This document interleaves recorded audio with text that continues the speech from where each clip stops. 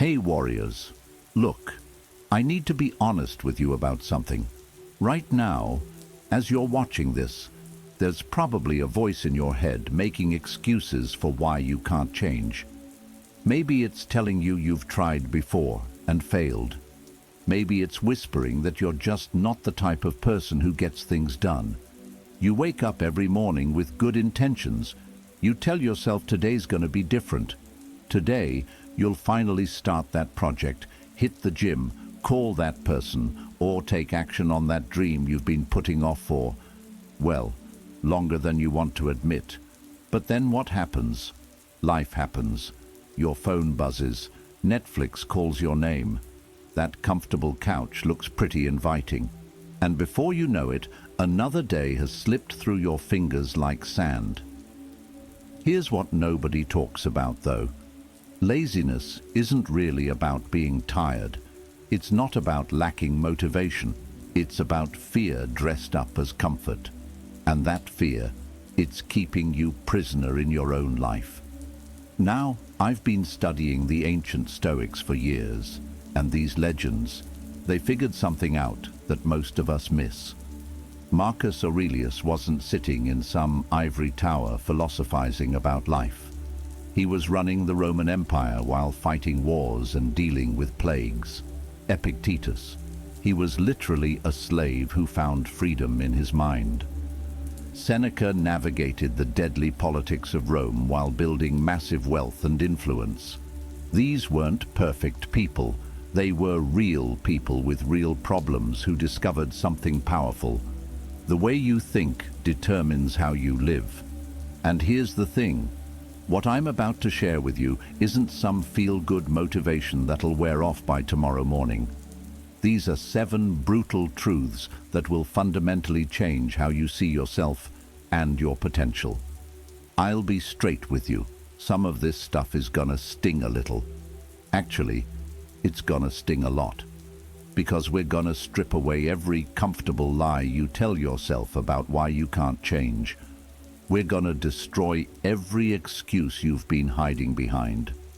But if you're tired, and I mean really tired, of living below your potential, if you're sick of making promises to yourself that you never keep, if you're done being disappointed by the person in the mirror, then you're in the right place.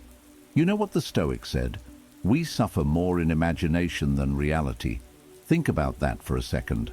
How much energy do you waste imagining how hard something's gonna be instead of just doing it? But here's what makes this different from every other self-help thing you've tried. These laws don't depend on you feeling motivated. They work when you're tired, when you're scared, when every part of you wants to quit. They work because they're built on truth, not feelings. And before we begin, like this video, drop your thoughts in the comments, share it with someone who needs this, and subscribe to the channel. Remember this. You could leave life right now. Let that determine what you do and say and think. That was Marcus Aurelius. And if that doesn't wake you up, nothing will. I want you to drop this affirmation in the comments. I refuse to waste another day. Number 1. The law of ownership. You are the author of your own story. You have power over your mind, not outside events. Realize this, and you will find strength. Marcus Aurelius. All right, let's start with the first brutal truth that's gonna hurt, but also set you free. You are 100% responsible for your life. Period. End of story. No exceptions, no buts, no, yeah, but you don't understand my situation. I know. You're probably thinking, but you don't know what I've been through. You don't know my circumstances. And you're right, I don't. But here's what I do know. Blaming your circumstances is the fastest way to stay stuck in them. Look, most people live their entire lives as victims. They wake up already making excuses. The weather's bad, traffic's gonna be terrible, my boss is unreasonable, my family doesn't get it, I didn't sleep well, I don't have the right resources. Sound familiar? But here's what changed everything for me, and what the Stoics figured out 2,000 years ago. The moment you accept complete responsibility for your life, you get your power back.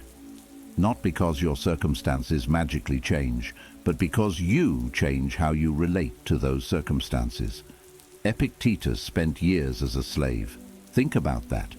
He couldn't control where he lived, what he ate, or how people treated him. But you know what he realized? Nobody could control his thoughts, his values, or how he chose to respond. He said, "No one can hurt you without your permission." Now, I'm not saying bad things don't happen. They do. Life can be brutal and unfair, but your response? That's always within your control. When you truly get this, and I mean really get it deep in your bones, laziness starts dying a natural death. You know why? Because laziness feeds on the victim mentality. It lives off excuses and external blame. Take those away, and laziness has nowhere to hide. You can't be lazy and take full responsibility at the same time. It's impossible. When you own everything, I mean everything, in your life, you stop asking, "Why is this happening to me?" and start asking, "How am I going to handle this?" Instead of, "Why don't I have what I need?" you ask, "How can I work with what I've got?" Instead of, "Why is change so hard?" you ask, "What's one small thing I can do right now?" And here's the beautiful part. This works immediately. You don't need permission, perfect conditions, or more resources. The second you decide to own your situation completely, you've already started changing it. But let's be real about what this means. Taking ownership isn't just about the big obvious stuff. It's about owning the small daily choices that seem meaningless, but actually create your entire life. It's owning the fact that you chose to hit snooze 5 times this morning. It's owning that you spent 2 hours scrolling Instagram instead of working on your goals. It's owning that you know exactly what you should be doing, but you're choosing not to do it. This might feel overwhelming at first, maybe even scary. When you realize you're the author of your own story, you also realize you can't blame the plot on anyone else. But this isn't a burden. It's the greatest gift you can give yourself. It's the gift of agency, of choice, of power. And here's something most people miss. Taking ownership also means owning your potential. You can't claim to be a victim while ignoring the incredible capabilities sitting inside you right now.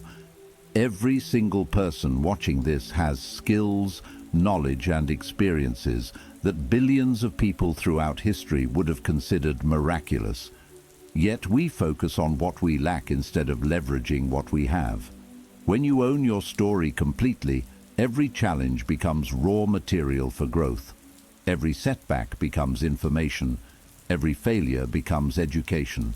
This isn't positive thinking. It's practical wisdom. The Stoics believed the only real slavery is mental slavery. When you believe you have no choice, no power, no ability to change. But the moment you accept complete ownership, you break those chains forever. So, here's my challenge for you. For the next 24 hours, take ownership of everything. Your mood, your productivity, your relationships, your results. Stop looking for someone or something else to blame and start looking for ways to respond powerfully. If you can do this, drop in the comments. I am the author of my story and the architect of my future. Number 2, the law of present action, the only moment that matters. Confine yourself to the present. Marcus Aurelius. Here's the second brutal truth that's going to destroy your excuses. The only time you can ever take action is right now. Not tomorrow when you feel more motivated. Not Monday when you'll start fresh. Not when the stars align perfectly. Right freaking now. And I know what you're thinking. But I need to plan.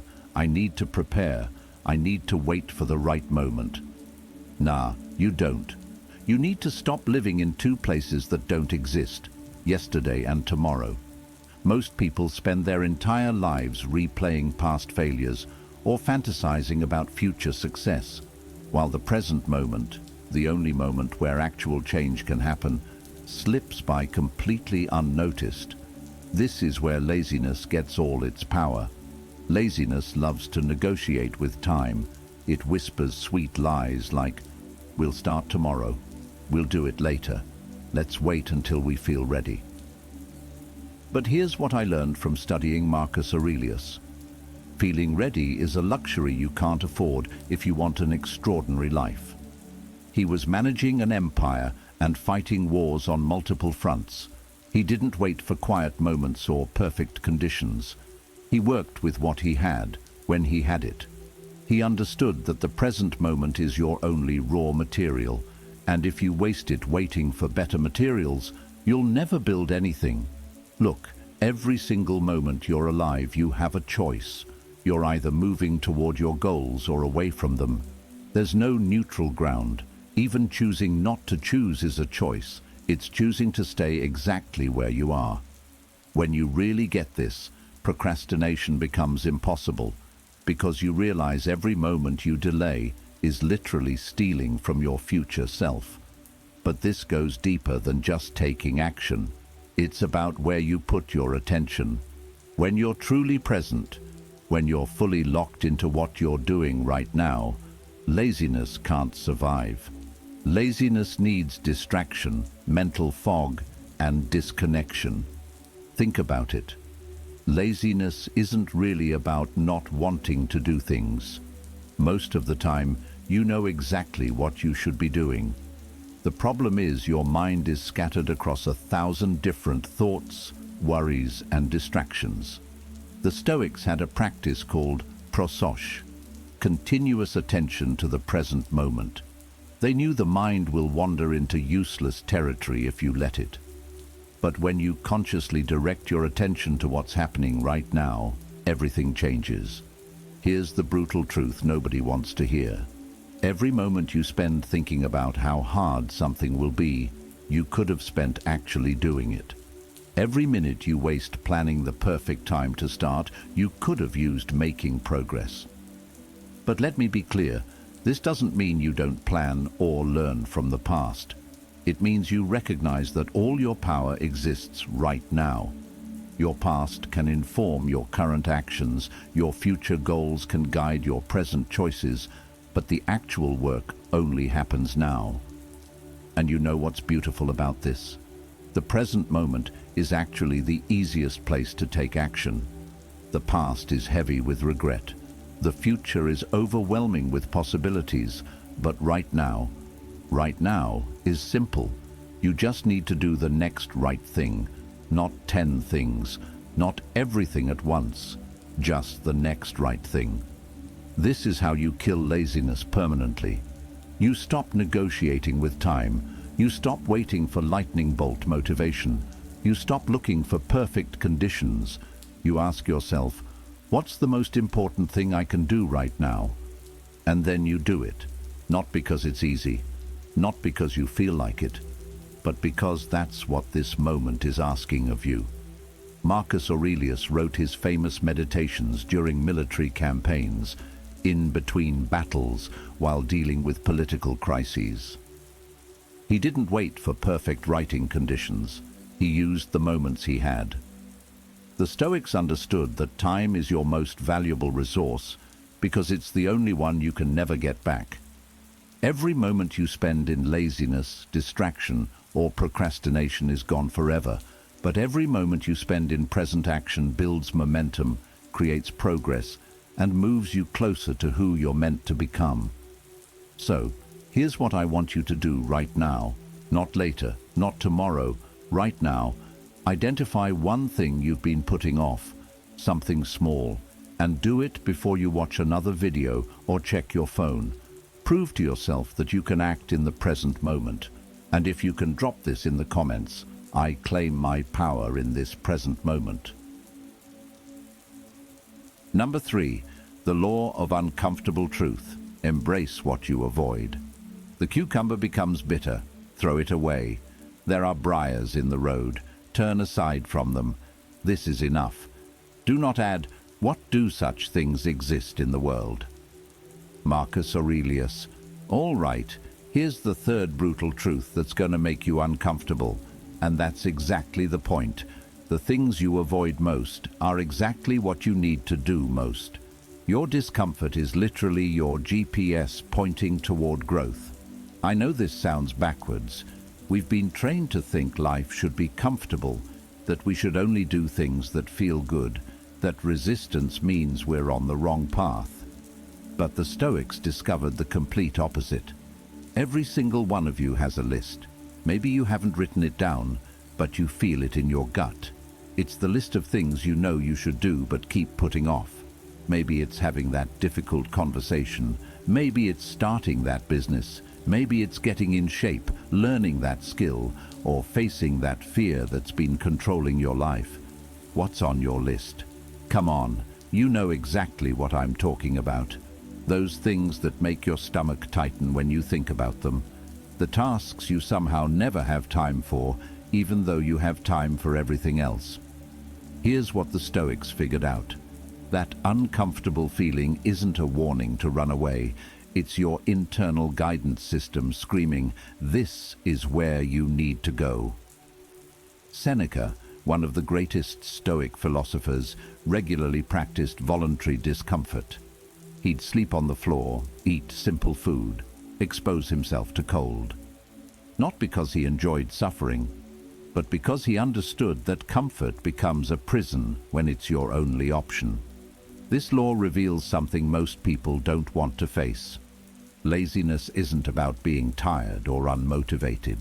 Laziness is your mind's defense system protecting you from discomfort, uncertainty, and the possibility of failure. It keeps you safe in your comfort zone. But here's the thing. Safety and growth cannot exist in the same space. They're mutually exclusive. Think about the last time you accomplished something truly meaningful. Was it comfortable? Did it feel easy? Were you completely prepared and confident? Hell no. It probably scared the crap out of you. And that's not a bug in the system, that's the feature. Growth requires discomfort, the same way building muscle requires resistance. You can't get stronger without lifting heavy things. You can't grow without facing difficult things. But here's where most people screw this up completely. They think they need to eliminate the discomfort before taking action. They wait to feel confident before starting. They wait to feel ready before beginning. They wait for fear to disappear before moving forward. This is completely backwards. The Stoics knew that courage isn't the absence of fear. It's action in the presence of fear. Confidence isn't something you need before you start. It's something you build by starting.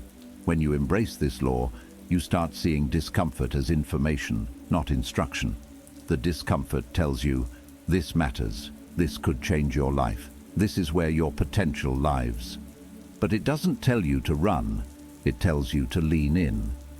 This is also why most advice about overcoming laziness doesn't work.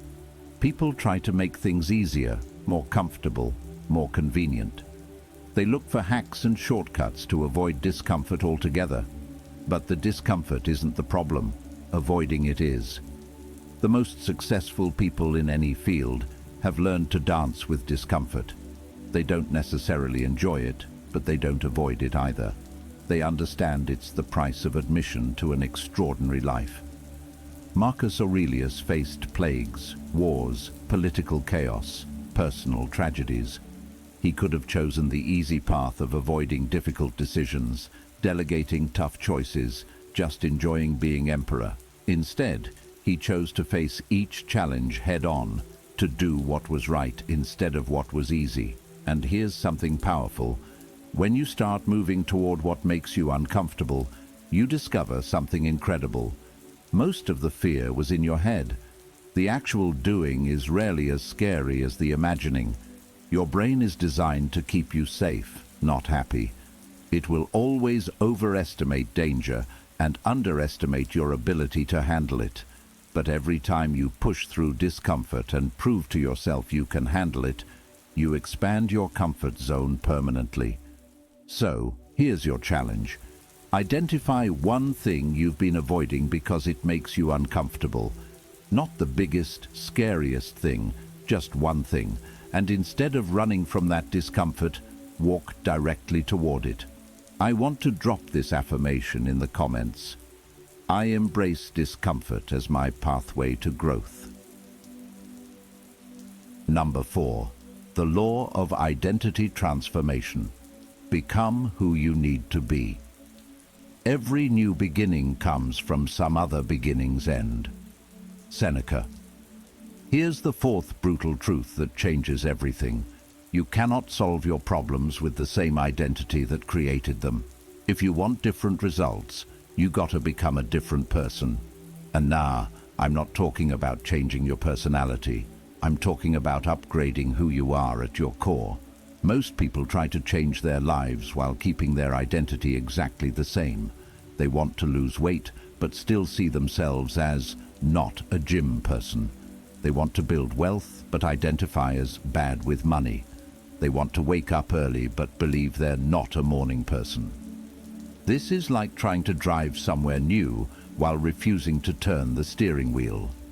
The Stoics understood that transformation starts in your mind. Epictetus taught that we're not our circumstances, our past, or our current habits. We're our capacity to choose who we become next. But here's where most people get stuck. They wait to feel different before acting different. They think identity change happens first, then behavior follows. But the Stoics discovered it works the opposite way. You become who you are through your actions. Every choice you make is a vote for the type of person you want to be. Every action is moving you toward your ideal self or away from it. This is revolutionary because it means you don't need some magical transformation moment. You don't need to find yourself. You can start becoming who you want to be right now by asking, what would that person do? And then doing it. Lazy people have lazy identities. They see themselves as people who struggle with motivation, who need external pressure, who work better under deadlines, or who just aren't disciplined by nature. But here's the truth that'll set you free. None of these things are permanent facts about who you are. They're just stories you've been telling yourself, and stories can be rewritten. This law means you gotta fire your old self and hire your new self. Your old self might have been the type who hits snooze 5 times, starts projects but doesn't finish them, makes excuses when things get tough. Your new self is the type who gets up when the alarm rings, follows through on commitments, finds solutions instead of problems. This doesn't happen overnight, but it starts immediately. Every time you choose to act like the person you want to become instead of the person you've been, you're strengthening that new identity. Marcus Aurelius was born into privilege. He could have lived a life of pure self-indulgence.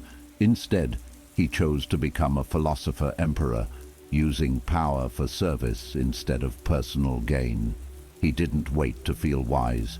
He practiced wisdom until it became part of who he was. Here's the beautiful thing about identity transformation. It creates a positive feedback loop. When you start seeing yourself as disciplined, disciplined actions become natural. When you identify as someone who follows through, finishing becomes automatic. But this requires brutal honesty about who you currently are and who you need to become. You can't transform what you won't acknowledge. If you want to become disciplined, you gotta admit you've been undisciplined. If you want to become consistent, acknowledge your inconsistency. This isn't about shame, it's about clarity. The gap between who you are and who you want to become isn't a problem to solve. It's a bridge to build through consistent action. Every day, you get hundreds of opportunities to vote for your new identity. Choosing to work out is a vote for being fit. Choosing to read instead of watching TV is a vote for being a learner. Doing what you said you'd do is a vote for being trustworthy. Laziness dies when you stop identifying with it. When you stop saying, I'm just not a morning person, and start saying I'm becoming someone who owns their mornings, everything changes. When you stop saying I'm not good at following through and start saying I'm building my follow-through muscle, new possibilities open up. The most powerful question you can ask yourself every day is, what would the person I want to become do in this situation? Then do that thing, even if it feels weird at first. Remember, you're not trying to become perfect. You're trying to become consistent. You're not trying to change everything at once. You're trying to change one decision at a time. Number 5. The law of momentum physics. Small actions create massive results. Well begun is half done. Ancient wisdom embraced by the Stoics. Here's the 5th brutal truth about crushing laziness. The hardest part of any journey isn't the middle or the end, it's the first step. But once you're moving, staying in motion becomes easier than stopping. This is literally the physics of human behavior. Most people completely misunderstand how change works. They think they need massive motivation to make massive changes. They believe they need to feel inspired to take inspired action. They wait for the perfect moment, the perfect plan, the perfect energy level. But the Stoics understood something powerful. Momentum is created through motion, not the other way around. Think about pushing a car. The hardest part isn't keeping it rolling once it's moving, it's getting it to budge from a complete stop. That initial push requires enormous effort, but once you have momentum, maintaining it takes relatively little energy. Your life works exactly the same way. When you've been stuck in patterns of laziness and procrastination, your life has zero momentum. Every action feels like pushing that car from a dead stop. This is why starting anything feels so overwhelming. Your brain isn't just dealing with the task, it's dealing with the massive inertia of inactivity. But here's where the magic happens. Once you start taking action, any action, momentum begins building. And momentum doesn't just add up, it multiplies. It creates ripple effects that touch every area of your life. The Stoics called this kata prokopin, gradual progress. Seneca wrote about making small daily improvements, understanding that consistent small actions create extraordinary results over time. He didn't try to transform his entire life overnight. He focused on becoming slightly better each day, trusting that these improvements would compound into massive change. This reveals why most people fail when trying to overcome laziness. They try to go from 0 to 100 immediately. They make dramatic promises about completely changing their lives. When they can't maintain this impossible pace, they think it proves they're lazy by nature, and they quit entirely. But the law of momentum physics teaches you to start ridiculously small. Don't commit to working out for an hour. Commit to putting on your workout clothes. Don't promise to write a book. Promise to write one sentence. Don't vow to reorganize your entire life. Just make your bed. These tiny actions might seem meaningless, but they're not. They're momentum generators. Marcus Aurelius didn't become the most powerful man in the world overnight. He built his character through thousands of small choices, small disciplines, small commitments to doing right instead of easy. When you understand momentum physics, you stop looking for motivation and start creating it through action. Motivation isn't something that strikes you. It's something you build through movement. The more you move, the more motivated you become. This law also explains why stopping is so dangerous once you have momentum. When you're on a roll, when things are flowing, taking a break can be devastating. Not because you should work constantly, but because restarting requires exponentially more energy than continuing. Professional athletes get this. They don't take long breaks during training because they know how hard it is to regain momentum once it's lost. Writers don't wait for inspiration. They write daily because daily practice keeps momentum alive. Here's something beautiful about momentum. It builds in all areas simultaneously. When you create momentum in one area, it spills into others. Start exercising regularly, and eating well becomes easier. Get your finances organized, and you have more mental energy for relationships. But momentum works both ways. Just as positive momentum builds on itself, negative momentum does the same. Every time you choose comfort over growth, laziness over action, you're building momentum in the wrong direction. You're making it easier to make that same choice tomorrow. The law of momentum physics gives you a clear choice.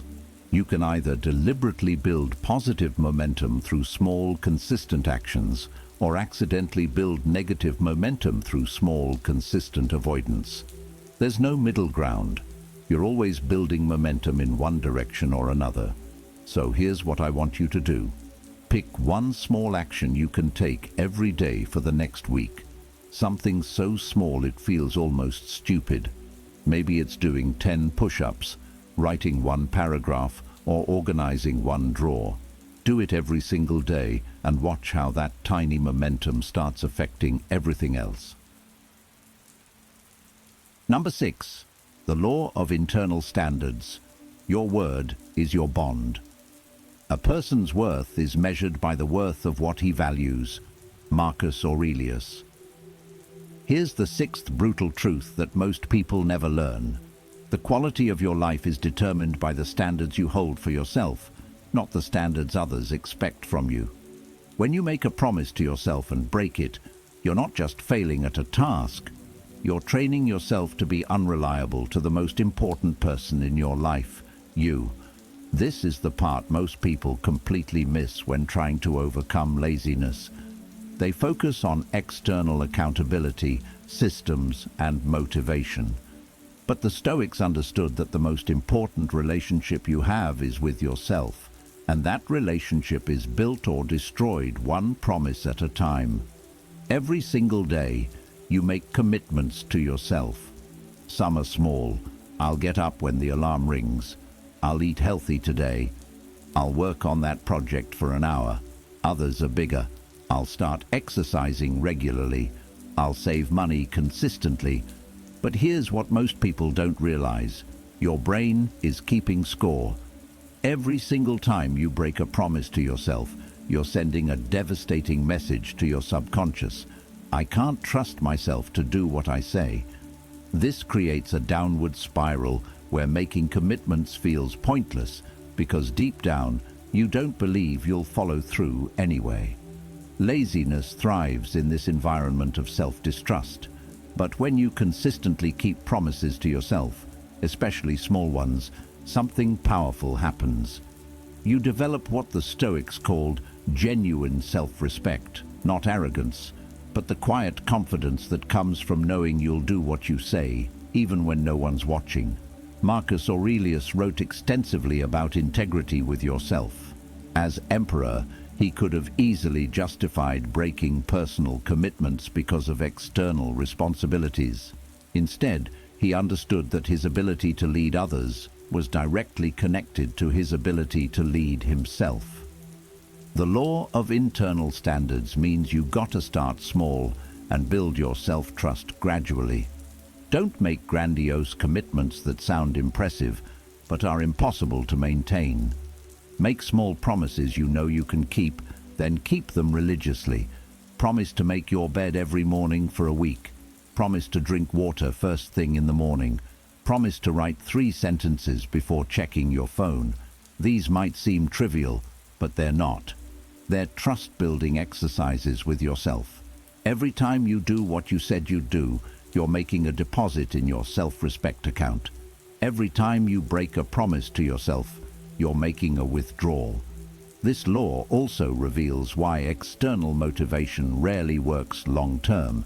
When your standards depend on other people's expectations or approval, you're building on an unstable foundation. People will disappoint you, circumstances will change, external pressure will fade. But when your standards come from within, when they're based on your relationship with yourself, they become unshakable. Seneca practiced this by regularly examining his daily actions against his internal standards. He'd ask not, "Did others approve?" but, "Did I live up to my own values today?" Here's the brutal truth. Most people have incredibly low standards for themselves while demanding high standards from everyone else. They'll show up late to their own commitments but get angry when others do the same. They'll break promises to themselves daily but expect others to be reliable. This double standard creates internal chaos and makes consistent action impossible. When you raise your internal standards, everything changes. You stop making excuses because excuses violate your standard of personal responsibility. You stop procrastinating because procrastination violates your standard of follow-through. But raising standards isn't about perfectionism or being harsh with yourself. It's about clarity.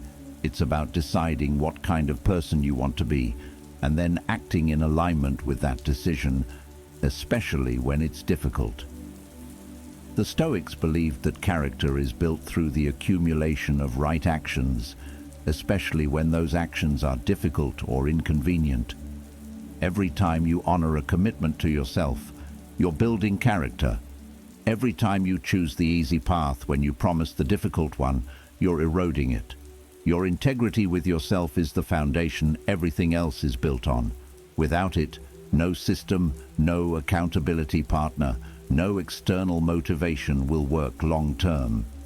With it, you become unstoppable because you know that when you commit to something, it's as good as done.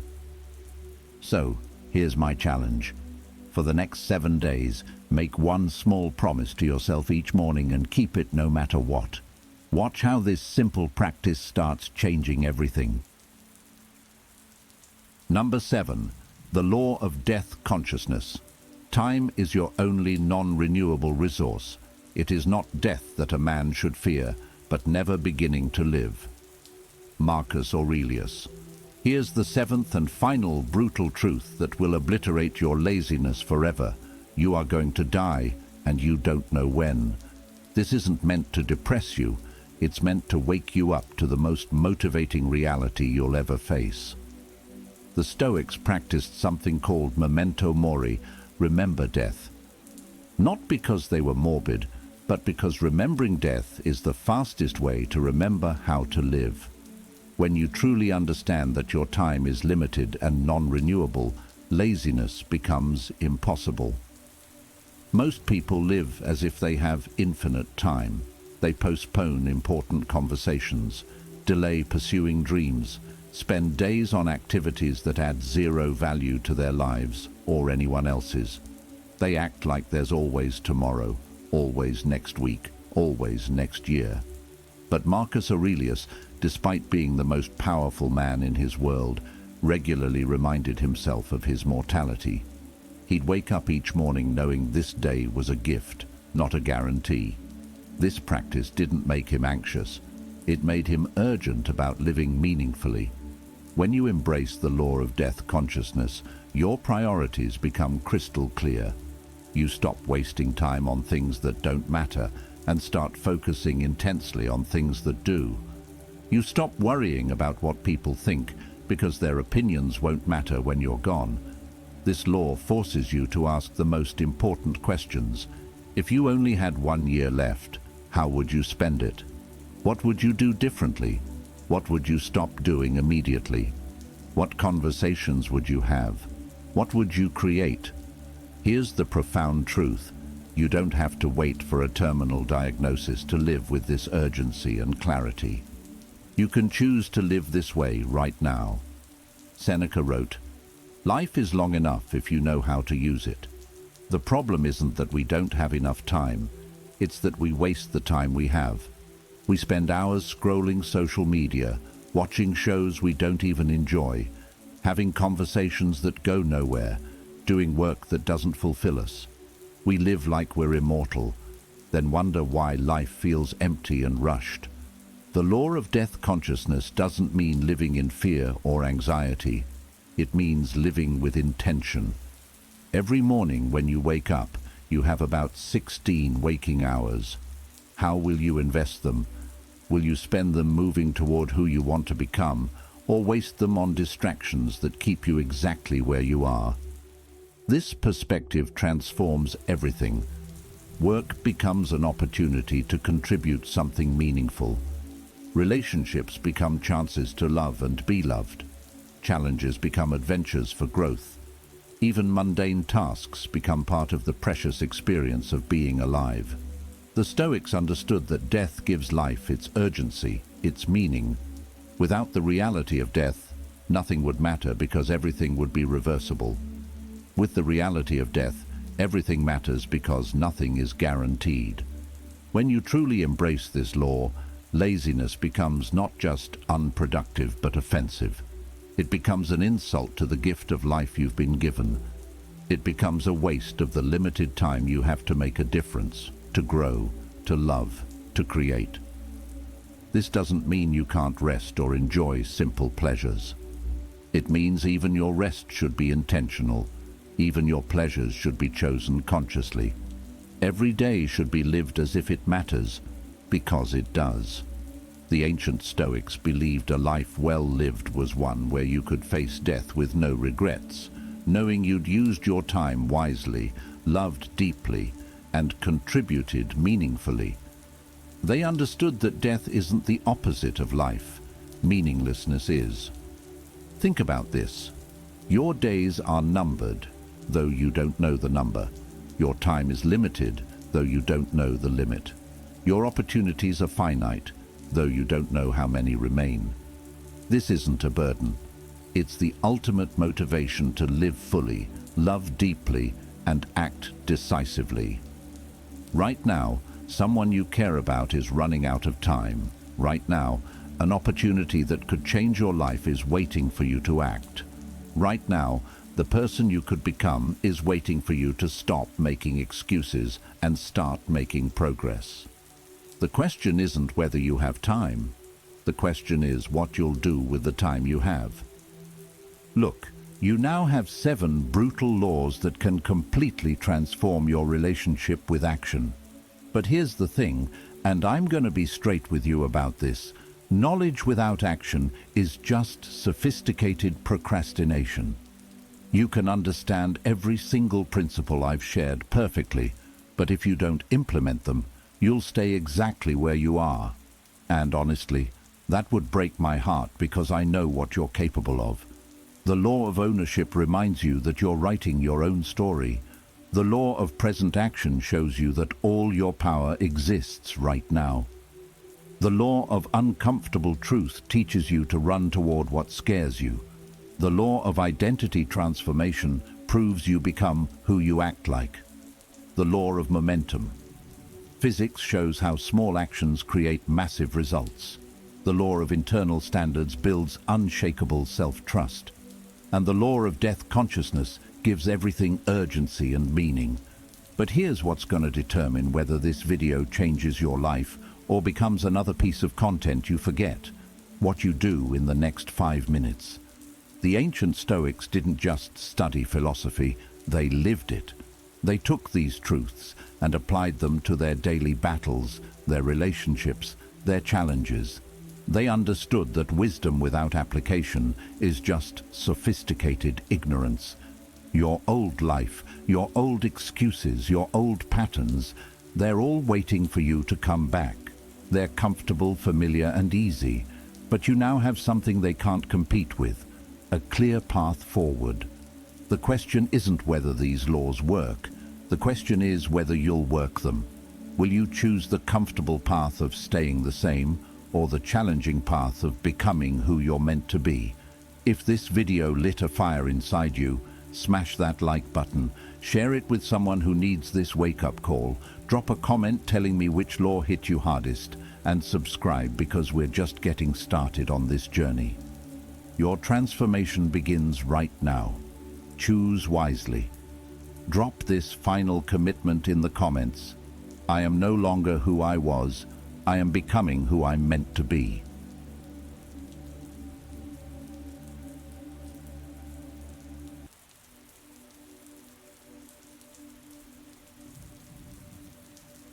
Hey warriors, what if I told you that every single battle you've ever lost, wasn't actually lost because of what happened to you, but because of what happened inside your mind. Think about it for a moment. That rejection that left you questioning your worth for months. That business failure that made you want to give up on your dreams entirely. That betrayal from someone you trusted that shattered your faith in people. That moment when you looked in the mirror and felt like a complete failure. The real enemy wasn't the person who rejected you. It wasn't the market that crushed your business. It wasn't even the friend who stabbed you in the back. The real enemy was the voice in your head that whispered, "See? I told you that you weren't good enough. I told you that you should have never tried. I told you that you're destined to fail." But here's what the ancient Stoics discovered over 2,000 years ago. Men who faced slavery, exile, war, political persecution, and death itself. And what I'm about to share with you today, your mind is either your greatest weakness or your most powerful weapon. And the choice is entirely, completely, absolutely yours. You see, we live in a world where difficulties aren't just possible, they're guaranteed. You will face loss that breaks your heart. You will face betrayal that shakes your faith in humanity. You will face failures that make you question everything you believe about yourself. You will face moments where you feel powerless, overwhelmed, and ready to surrender. But what separates those who collapse under the pressure, who let life beat them down and never get back up, from those who rise stronger, sharper, and completely unstoppable? It's not talent, it's not luck, it's not even circumstances, it's mindset. It's the ability to master your thoughts so that pain doesn't control you. Marcus Aurelius, the most powerful man in the Roman Empire, wrote these words while leading his armies through brutal campaigns. You have power over your mind, not outside events. Realize this, and you will find strength. This man understood something that most people never grasp. External events have no power over you unless you give them that power. I'm about to give you 9 practical battle-tested strategies, not feel-good fluff that sounds nice, but vanishes when life gets hard, but real techniques that the Stoics used to survive and thrive through the worst possible circumstances. These aren't just philosophical concepts. They're practical tools you can implement starting today. But I need something from you first. This isn't passive entertainment. This is transformation. If you're ready to unlock an unstoppable mindset that no obstacle can break, smash that like button right now, subscribe if you haven't already, and drop this commitment in the comments. My mindset is my greatest weapon. Because what we're diving into today isn't just going to change how you think, it's going to change how you live. Strategy 1. The 5-minute expert rule. Let me ask you something, and I want you to really think about this. When was the last time you felt truly, genuinely prepared for a major challenge in your life? Most people, and I mean the vast majority, live in a state of constant unpreparedness. They wait for the perfect moment to start learning, improving, or growing. They tell themselves, when I have more time, I'll start reading. When things calm down, I'll work on myself. When I'm not so busy, I'll focus on personal development. But here's the brutal truth. The perfect moment never comes. Time doesn't magically appear. Life doesn't suddenly become less busy. And while you're waiting for ideal conditions, opportunities pass you by, challenges overwhelm you, and obstacles that could have been stepping stones become walls that stop you cold.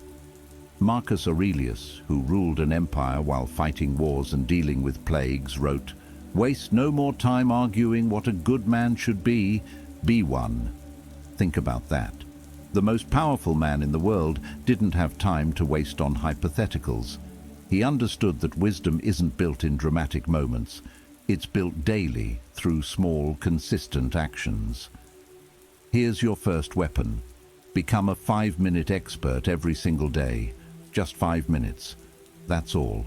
Not an hour, not 30 minutes. 5 minutes of intentional, focused growth every single day. Read one page from a book that challenges you. Listen to a 5-minute podcast on resilience. Watch a short video about a skill you want to develop. Practice something small that pushes you outside your comfort zone. But 5 minutes is nothing, you might think. How can 5 minutes possibly make a difference? Here's how. Remember that ancient Chinese proverb about water dripping on stone? One drop of water hitting a rock does absolutely nothing. You could watch it happen and laugh at how insignificant it seems. But that same drop, falling consistently in the same spot, day after day, week after week, month after month, eventually carves through solid granite. It shapes mountains. It creates valleys. Your mind works exactly the same way. 5 minutes of intentional growth daily builds mental muscle that no obstacle can break. It creates neural pathways that become highways of strength, wisdom, and resilience. Let's make this completely practical. If you're struggling with fear of failure, spend 5 minutes reading about how Michael Jordan got cut from his high school basketball team and used that rejection as fuel to become the greatest basketball player of all time. If you're dealing with overwhelming stress, spend 5 minutes practicing this simple Stoic reflection. What is completely within my control right now, and what is completely outside my control? Then focus only on what you can control. If you're battling self-doubt, spend 5 minutes studying how Colonel Sanders was rejected 1,009 times before someone finally said yes to his chicken recipe. If you're struggling with anger, spend 5 minutes learning how Nelson Mandela forgave his captors and turned 27 years of imprisonment into the foundation for leading an entire nation. The beauty of this approach is that it's impossible to make excuses. You can't say you don't have 5 minutes. You spend more than 5 minutes scrolling through social media without even thinking about it. You can find 5 minutes. But here's what happens when you commit to this. Your brain starts to change. Every challenge you face, your mind is already prepared because you've been feeding it wisdom, strength, and perspective daily. You've been sharpening it like a sword. When obstacles come, and they will come, your mind doesn't panic. It reaches into this reservoir of knowledge and experience you've been building and finds solutions. Seneca, who survived political exile and near-death experiences, said, "As long as you live, keep learning how to live." That means growth never ends. Even when you think you've mastered something, there's always a new angle, a deeper level, a sharper edge to refine. The 5-minute expert rule means you never stop becoming more resilient, more skilled, more prepared for whatever life throws at you. And the compound effect of this daily practice? It's absolutely unstoppable. Comment below with, "Every day I grow stronger." Strategy 2. Start a rejection collection. Okay, this next one is going to sound absolutely crazy when you first hear it, but I need you to stay with me because this could be the most life-changing strategy in this entire video. Epictetus. And here's a man who knew something about overcoming obstacles. Was born a slave in the Roman Empire. He was literally owned by another human being. His leg was broken by his master and never properly healed, leaving him permanently disabled. By every measure, life had dealt him the worst possible hand, but this man, who had every reason to be bitter, who had every excuse to give up, became one of the greatest philosophers in human history. And he said something that cuts straight to the heart of human fear. If you want to improve, be content to be thought foolish and stupid. Translation: stop running from rejection like it's poison. Start collecting it like it's treasure. Here's what I mean. And this is going to challenge everything you've been taught about success. Instead of avoiding situations where you might get rejected, deliberately seek them out. Make rejection your goal. Turn it into a game. Ask for that discount at the store, knowing they'll probably say no. Apply for that job you think is way out of your league. Start that conversation you've been avoiding because you're afraid of how it might go. Ask that person out even though you're convinced they'll reject you. And every single time someone says no, every time you get turned down, dismissed or rejected, celebrate it. Literally celebrate. Add it to your rejection collection. Make it a badge of honor. But why would I do that? Why would I deliberately put myself through pain? Because your brain has been lying to you your entire life. It's been telling you that rejection means you're not good enough, that no equals failure, that being turned down is proof that you should never have tried in the first place. But rejection doesn't mean any of those things. Rejection just means someone said no. That's it. End of story. Everything else, all that shame, embarrassment, self-doubt, that's just a story your mind adds to a simple fact. Think about this. Every single successful person you admire has a massive collection of rejections. Walt Disney was told he lacked imagination and had no good ideas. Oprah Winfrey was fired from her first television job for being too emotionally invested. Stephen King's first novel was rejected 30 times before it was published. The difference between them and people who gave up? They kept collecting rejections until they found their breakthrough. When you start deliberately collecting rejections, something magical happens in your brain. You begin to realize that no doesn't kill you. It doesn't destroy you. It doesn't prove you're worthless. Instead, it teaches you. It makes you stronger. It shows you that you're still in the arena, still fighting, still growing, while others are sitting on the sidelines, afraid to even try. Let's make this super practical. Start small. Ask for a discount somewhere you normally wouldn't. The worst they can say is no, and when they do, you've just added to your collection. Apply for an opportunity that seems slightly out of reach. When they turn you down, celebrate. You just proved to yourself that rejection can't hurt you. As you build this collection, something incredible happens. Your relationship with rejection completely transforms.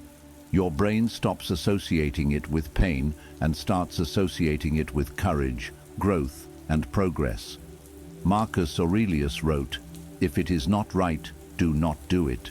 If it is not true, do not say it." Every rejection you receive is actually redirecting you toward what is right for you, what is aligned with your path. It's eliminating options that weren't meant for you anyway and pushing you toward the breakthrough that's waiting. Most people never reach their potential because they quit after the first no. But you're going to collect those no's like trophies because you understand that each rejection is proof that you're still trying, still growing, still refusing to let fear control your life. The unstoppable mindset comes from knowing that rejection isn't the end of the road. It's just another step on the path. And the more steps you take, the closer you move toward the breakthrough that most people never reach. Strategy 3. Master strategic laziness. Wait, did I just say laziness? Am I really about to teach you how to be lazy as a strategy for becoming unstoppable? Absolutely. But not the kind of laziness you're thinking of. Not the destructive, procrastinating, avoid all responsibility kind of laziness. I'm talking about something the Stoics understood deeply, the art of strategic energy conservation. Seneca, who navigated the dangerous political waters of Roman society and survived multiple attempts on his life, wrote, "It is not that we have a short time to live, but that we waste a lot of it." Here's what he meant. Most people don't burn out because life is too hard. They burn out because they waste their energy on the wrong battles. They argue with strangers on the internet. They stress about things completely outside their control. They fight every small fight that comes their way. They exhaust themselves on meaningless drama, petty conflicts, and worthless worries. And then, when a real challenge appears, something that actually matters, something that could change their life, they have nothing left. They're already depleted, scattered, and overwhelmed. Strategic laziness means this: deliberately refuse to waste your precious energy on battles that don't matter. Conserve your power for the fights that will actually shape your future. Think about a master chess player. They don't react to every move their opponent makes with equal intensity. They don't waste mental energy on insignificant exchanges. They wait. They observe. They conserve their focus for the moves that will determine the outcome of the game. That's strategic laziness in action. You become incredibly selective about what deserves your energy. Someone insults you online. Strategic laziness says, don't engage. Don't defend yourself. Don't waste energy proving them wrong. Silence is often the most powerful response. People try to drag you into pointless gossip or drama. Strategic laziness says, walk away. Your energy is too valuable to spend on conversations that don't elevate you or anyone else. Your mind keeps replaying that embarrassing moment from 3 years ago, analyzing it for the 1,000th time. Strategic laziness says, cut it off. Stop feeding that mental loop. Focus on what you can control today. A coworker constantly complains but never wants solutions. Strategic laziness says, don't try to fix them. Don't drain yourself trying to change someone who doesn't want to change. Here's the deeper principle. Energy is your most valuable resource. More valuable than time, more valuable than money. Because without energy, you can't effectively use your time or earn your money. Think about a lion in the African savannah. It doesn't chase every gazelle that runs by. It doesn't waste energy on every movement in the bushes. It waits, it conserves, it studies. And when the right moment comes, when the conditions are perfect, it explodes with devastating, unstoppable force. That's you now. You're not scattered and exhausted anymore. You're not fighting 10 different battles and losing all of them. You're focused, sharp, and ready to strike with full force where it actually matters. In practical terms, this means asking yourself these questions daily. Does this situation deserve my energy? Will engaging with this move me closer to my goals or further away? Is this worth my peace of mind? What would happen if I just didn't react to this? Marcus Aurelius constantly reminded himself, you have power over your mind, not outside events. Realize this, and you will find strength. Strategic laziness is how you exercise that power. You choose where your energy flows, and that choice determines your strength. When you master strategic laziness, obstacles stop overwhelming you because you're no longer drained by the noise of life. You remain centered, focused, and powerful. And when something truly important requires your attention, you have the full force of your energy ready to deploy. Type this powerful statement below. I protect my energy for what matters. Strategy 4. Create your personal board of directors. Picture this scenario. A major corporation is about to make a decision that could make or break the company. The stakes are enormous. One wrong choice could bankrupt them. One right choice could catapult them to incredible success. What does that company do? They convene their board of directors, the wisest, most experienced, most successful people they can find. They gather different perspectives, diverse expertise, and proven wisdom to guide their decision. Now imagine trying to run that same company with no advisors, no mentors, no trusted voices to guide you. Just you, alone in a room, making life-altering decisions based only on your own limited perspective and experience. That company would crash and burn within months. Yet this is exactly how most people run their lives. Completely alone, with no guidance system, no counsel of wisdom to turn to when facing difficult decisions. Here's your fourth strategy. Create your personal board of directors. These aren't literal people sitting around a conference table in your living room. These are carefully chosen voices of wisdom, some living, some dead, some you've met, some you never will, that you can mentally consult when life throws its hardest challenges at you. Marcus Aurelius did exactly this. In his meditations, he constantly wrote about the people he admired and what he learned from them. He had mental advisors guiding him through every decision. His adoptive father, Antoninus Pius, taught him patience and humility. His philosophy teacher, Junius Rusticus, showed him how to think clearly under pressure. His mother, Domitia Lucilla, exemplified grace and strength in adversity. This was his personal board of directors, a collection of wisdom he could access whenever he faced uncertainty, fear, or difficult choices. Here's how you build your own board. First, choose 5 to 7 people you deeply admire.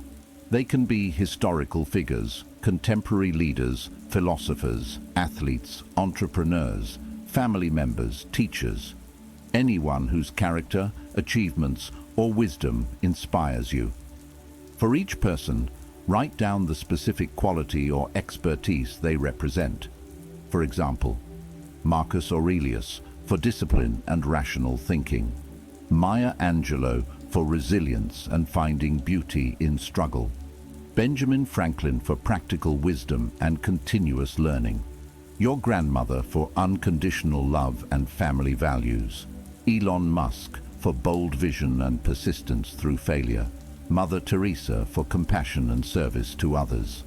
Next, when you face a challenge, pause and ask, if I could sit down with my board of directors right now, what would each of them tell me? Let's make this practical. Say you're dealing with a difficult person at work who constantly undermines you.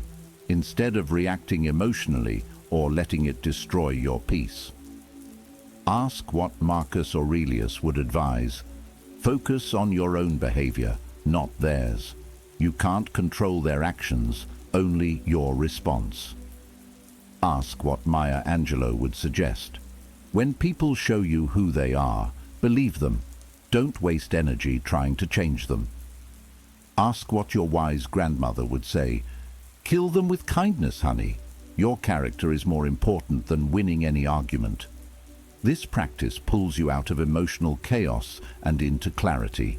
Instead of drowning in your own limited perspective, especially when you're hurt, angry, or scared, you access the wisdom of people who faced similar challenges and overcame them. Why is this so powerful for building an unstoppable mindset? Because it prevents you from making decisions based purely on emotion or fear. When you're in pain, your perspective narrows. You can only see the immediate hurt, the immediate threat, the immediate problem. But when you bring in your board of directors, you gain multiple angles of vision. You see solutions you couldn't see before. Epictetus, who transformed slavery into wisdom, taught, "Seek not that the things which happen should happen as you wish, but wish the things which happen to be as they are, and you will have a tranquil flow of life."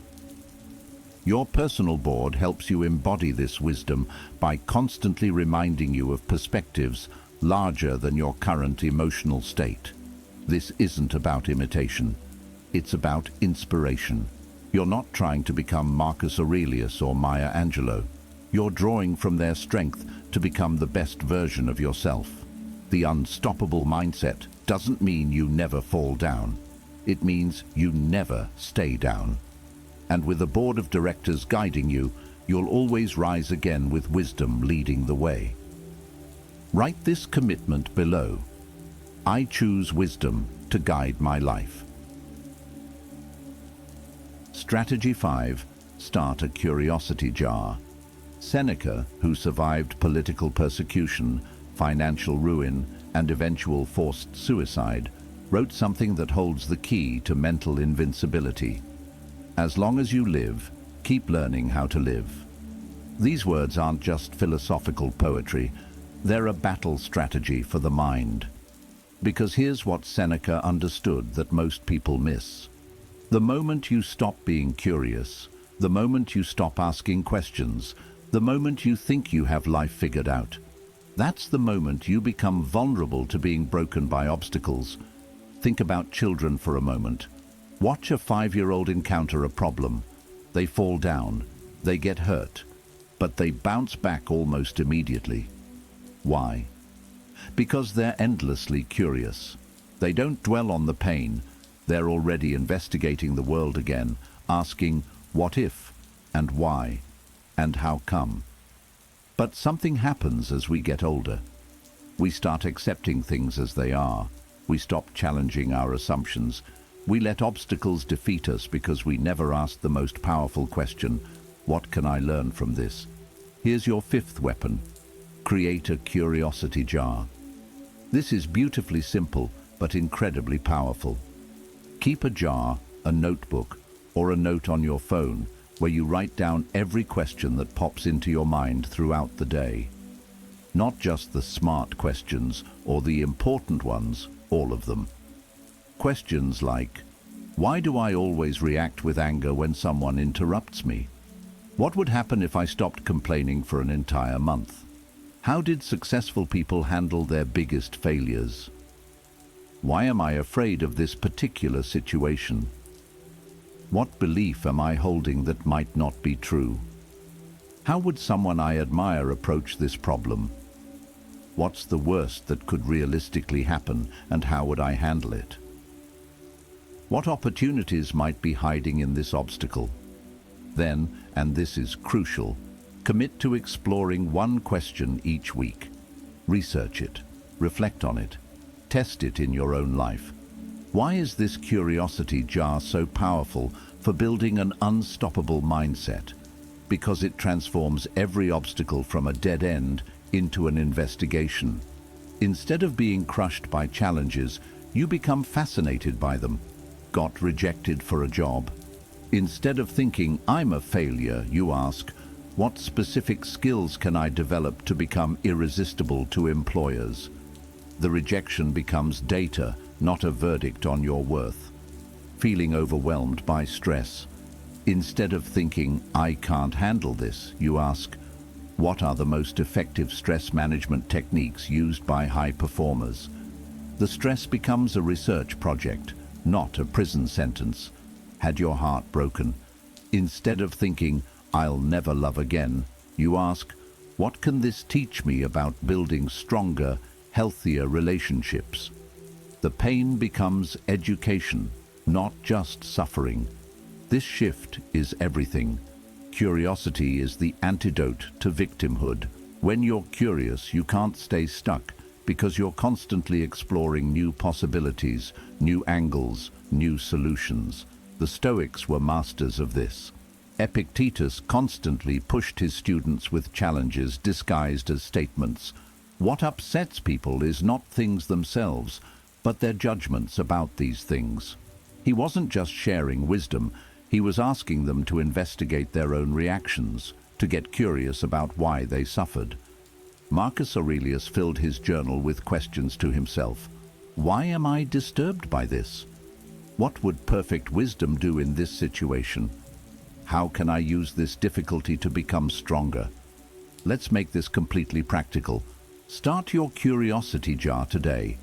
For the next week, every time you feel stuck, frustrated, or defeated, instead of getting lost in those emotions, write down a question about the situation. Then, at the end of the week, pick the most intriguing question and spend time exploring it. Maybe you'll read an article, watch a video, ask someone for their perspective, or simply reflect deeply on it. The key is to turn every challenge into an opportunity for discovery. Over time, you'll notice something incredible happening. Your brain starts automatically looking for lessons, opportunities, and growth in every difficult situation. Pain becomes temporary, but the wisdom you gain from investigating it lasts forever. Marcus Aurelius reminded himself, look beneath the surface. Let not the special quality of anything escape you. Your curiosity jar is how you look beneath the surface, how you find hidden strength in every obstacle, how you uncover insights that most people never see because they're too busy complaining or giving up. Post this mindset shift below. Curiosity makes me unbreakable. Strategy 6. Practice productive procrastination. Let's be brutally honest about something. You procrastinate. I procrastinate. Every successful person you admire procrastinates. It's part of being human. The question isn't whether you'll procrastinate. The question is whether you'll let procrastination destroy you, or whether you'll turn it into a weapon for growth. Seneca, despite being one of history's greatest philosophers and one of Rome's most successful statesmen, admitted his own struggles with delay. While we are postponing, life speeds by. But here's what most people miss. Seneca didn't beat himself up about procrastination. He found ways to make it productive. And so can you. Welcome to the art of productive procrastination. Here's how it works. When you don't feel like working on your biggest, most challenging task, the one that requires deep focus, creativity, or emotional energy, instead of collapsing into guilt and doing nothing at all, you redirect that procrastination energy toward another useful activity. Let's say you need to write an important presentation for work, but every time you sit down to do it, your brain rebels. Traditional procrastination means you end up scrolling social media for 3 hours, watching Netflix, or reorganizing your sock drawer for the 5th time. Productive procrastination means you use that same avoidance energy to organize your research materials for the presentation. Clean and organize your workspace so you'll be more focused later. Read articles related to your presentation topic. Practice a skill that will make you better at presenting. Exercise to boost your mental clarity. Prepare healthy meals so you won't have to think about food later. Why does this build an unstoppable mindset? Because it breaks the destructive cycle that kills most people's progress. Here's the typical pattern. You need to do something important. You procrastinate. You feel guilty about procrastinating. The guilt makes you feel worse about yourself. Feeling worse makes the original task seem even harder. So, you procrastinate more. The cycle spirals into paralysis. Productive procrastination shatters this cycle. Instead of associating procrastination with failure and guilt, you begin to see it as another form of progress. Your brain stops fighting against you and starts working with you. Let me give you some real examples. Don't feel like working on your business plan. Spend that time organizing your financial documents or researching your target market. Can't face making those difficult phone calls? Use that energy to prepare scripts or research the people you need to call. Avoiding exercise?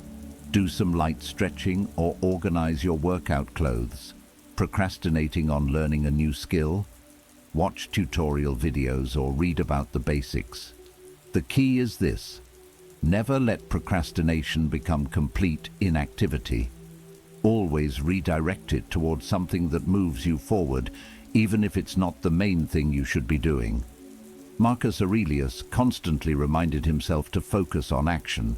Waste no more time arguing about what a good man should be. Be one. Productive procrastination allows you to keep being, keep acting, keep moving forward even when you don't feel like facing your biggest challenges. Here's the psychology behind why this works. Your brain often procrastinates because the task feels too overwhelming, too perfect, or too high stakes. But when you're doing something related but less intimidating, you're still building momentum. You're still engaging with the general area of your goal. Often, this gentle engagement is exactly what you need to ease into the main task. After organizing your research materials, you might find yourself naturally transitioning into actually working on the presentation. After cleaning your workspace, you might discover you're ready to focus. But even if you don't transition to the main task that day, you've still made progress. You've still moved forward. You've still maintained momentum instead of letting it die completely. This approach rewires your relationship with resistance. Instead of seeing procrastination as proof that you're lazy or undisciplined, you start seeing it as your brain's way of asking for a different approach to progress. The result: you never stop moving completely. You never allow obstacles or resistance to freeze you entirely.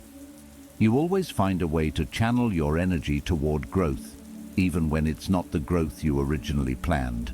Leave this transformation in the comments. I turn procrastination into progress. Strategy 7. Become a micro-celebrity. Marcus Aurelius, while juggling the responsibilities of running an empire, reminded himself, do not waste the remainder of your life in thoughts about others when you do not refer your thoughts to some object of common utility. What he meant was this: don't live passively in the shadows. Stand out by serving others. Make yourself indispensable through the value you provide.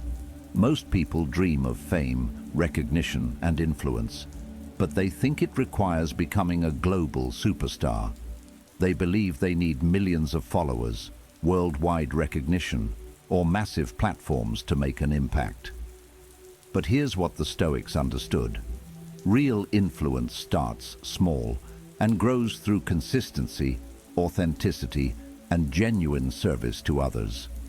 Strategy number 7. Become a micro-celebrity in your field. Now, before you roll your eyes and think this is about ego or self-promotion, let me be clear. This isn't about chasing fame or feeding your vanity. This is about becoming so consistently valuable, so reliably helpful, so genuinely skilled in your area that people naturally turn to you for guidance, insight, and solutions. Think about your workplace, your community, your industry, or even your friend group. In every environment, there are certain people others trust for advice. They might not be world famous, but within their circle, they're respected and sought after. That's micro-celebrity status. How do you achieve it? Through 3 fundamental principles: consistency, authenticity, and service. Consistency means showing up regularly with value, not just when you feel like it, not just when it's convenient, not just when you're motivated, but consistently, reliably, predictably. If you're in marketing, become the person who always shares the most useful marketing insights. If you're in fitness, become the person who consistently provides practical health advice. If you're in any field at all, become known for consistently delivering value related to that field. Authenticity means being genuinely yourself while providing this value. Don't try to imitate someone else's style or approach. People can sense authenticity from miles away, and they're drawn to it. Share your real experiences, your actual struggles, your honest insights. Vulnerability combined with expertise is incredibly powerful. Service means your primary focus is helping others, not promoting yourself. When you genuinely care about solving problems and adding value to people's lives, recognition follows naturally. You don't have to chase it, it chases you. Why does this build an unstoppable mindset? Because when you become a micro-celebrity, you create several psychological advantages. First, you develop accountability to a higher standard. When people look to you for guidance, you can't allow yourself to collapse under pressure.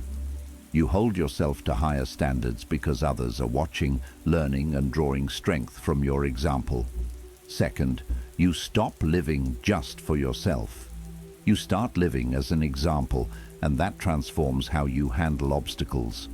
When challenges arise, you don't just think, how does this affect me? You think, what can I learn from this that will help others? How can I handle this in a way that demonstrates resilience? Third, you build a reputation that opens doors. When opportunities arise, people think of you.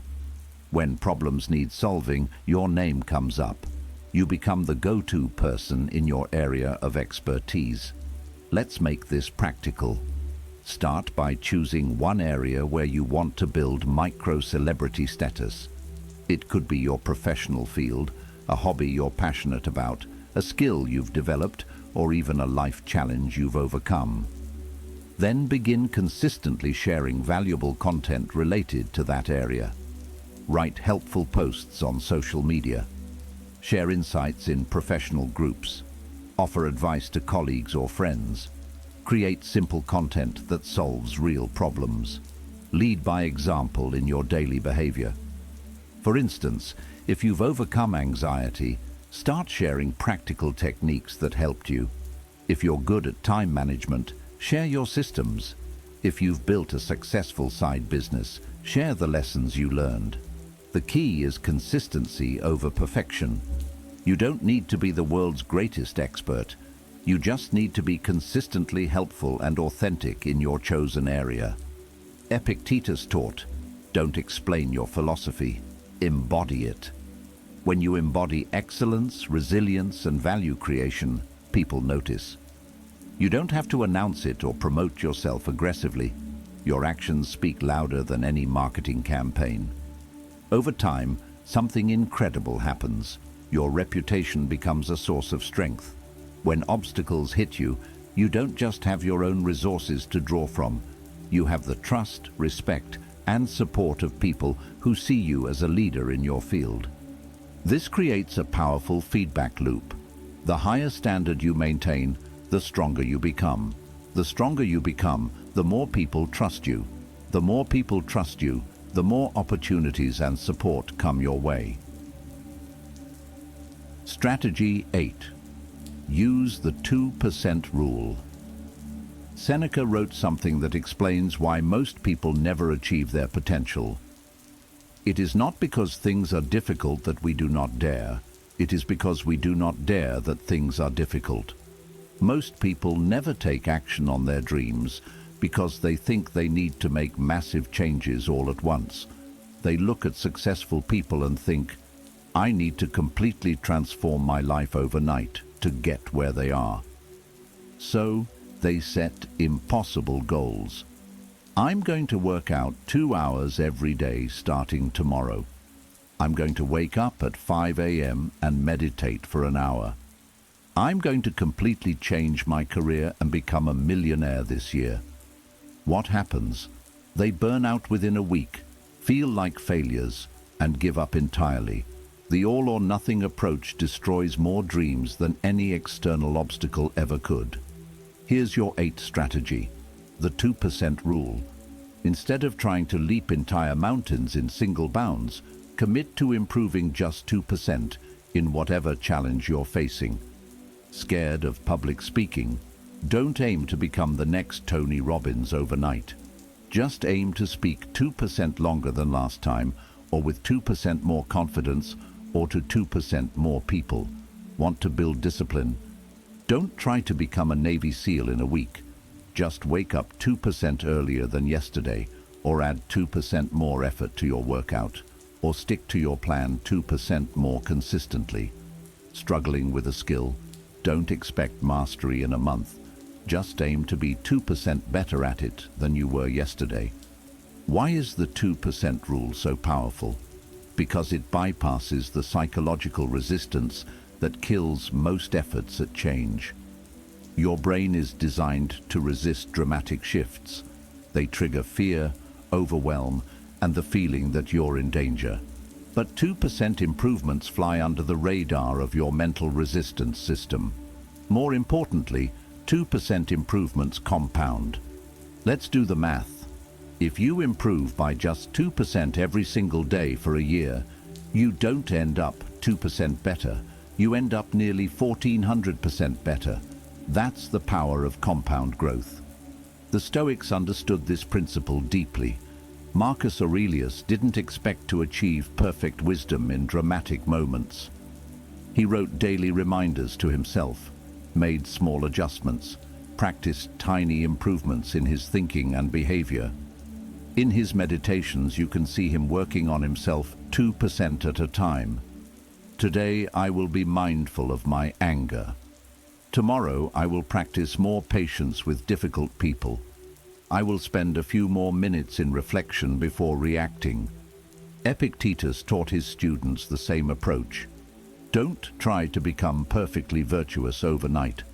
Practice virtue in small, manageable steps. Master one small area before moving to the next. Let's make this completely practical. Choose one area of your life where you want to see improvement. Now, instead of creating a dramatic transformation plan, ask yourself, what would 2% better look like in this area? If you want to be more confident, make 2% more eye contact in conversations. Speak 2% louder. Stand 2% straighter. If you want to be more productive, start your workday 2% earlier. Take 2% fewer unnecessary breaks. Focus 2% longer on important tasks. If you want better relationships, listen 2% more actively. Show appreciation 2% more often. Be 2% more present when spending time with loved ones. The beauty of 2% is that it's impossible to fail. Even if you only achieve half of your 2% goal, you're still making progress. Even if you miss a day, you can easily get back on track because the commitment is so manageable. Here's what happens over time. Your brain starts to trust your commitments because you consistently keep them.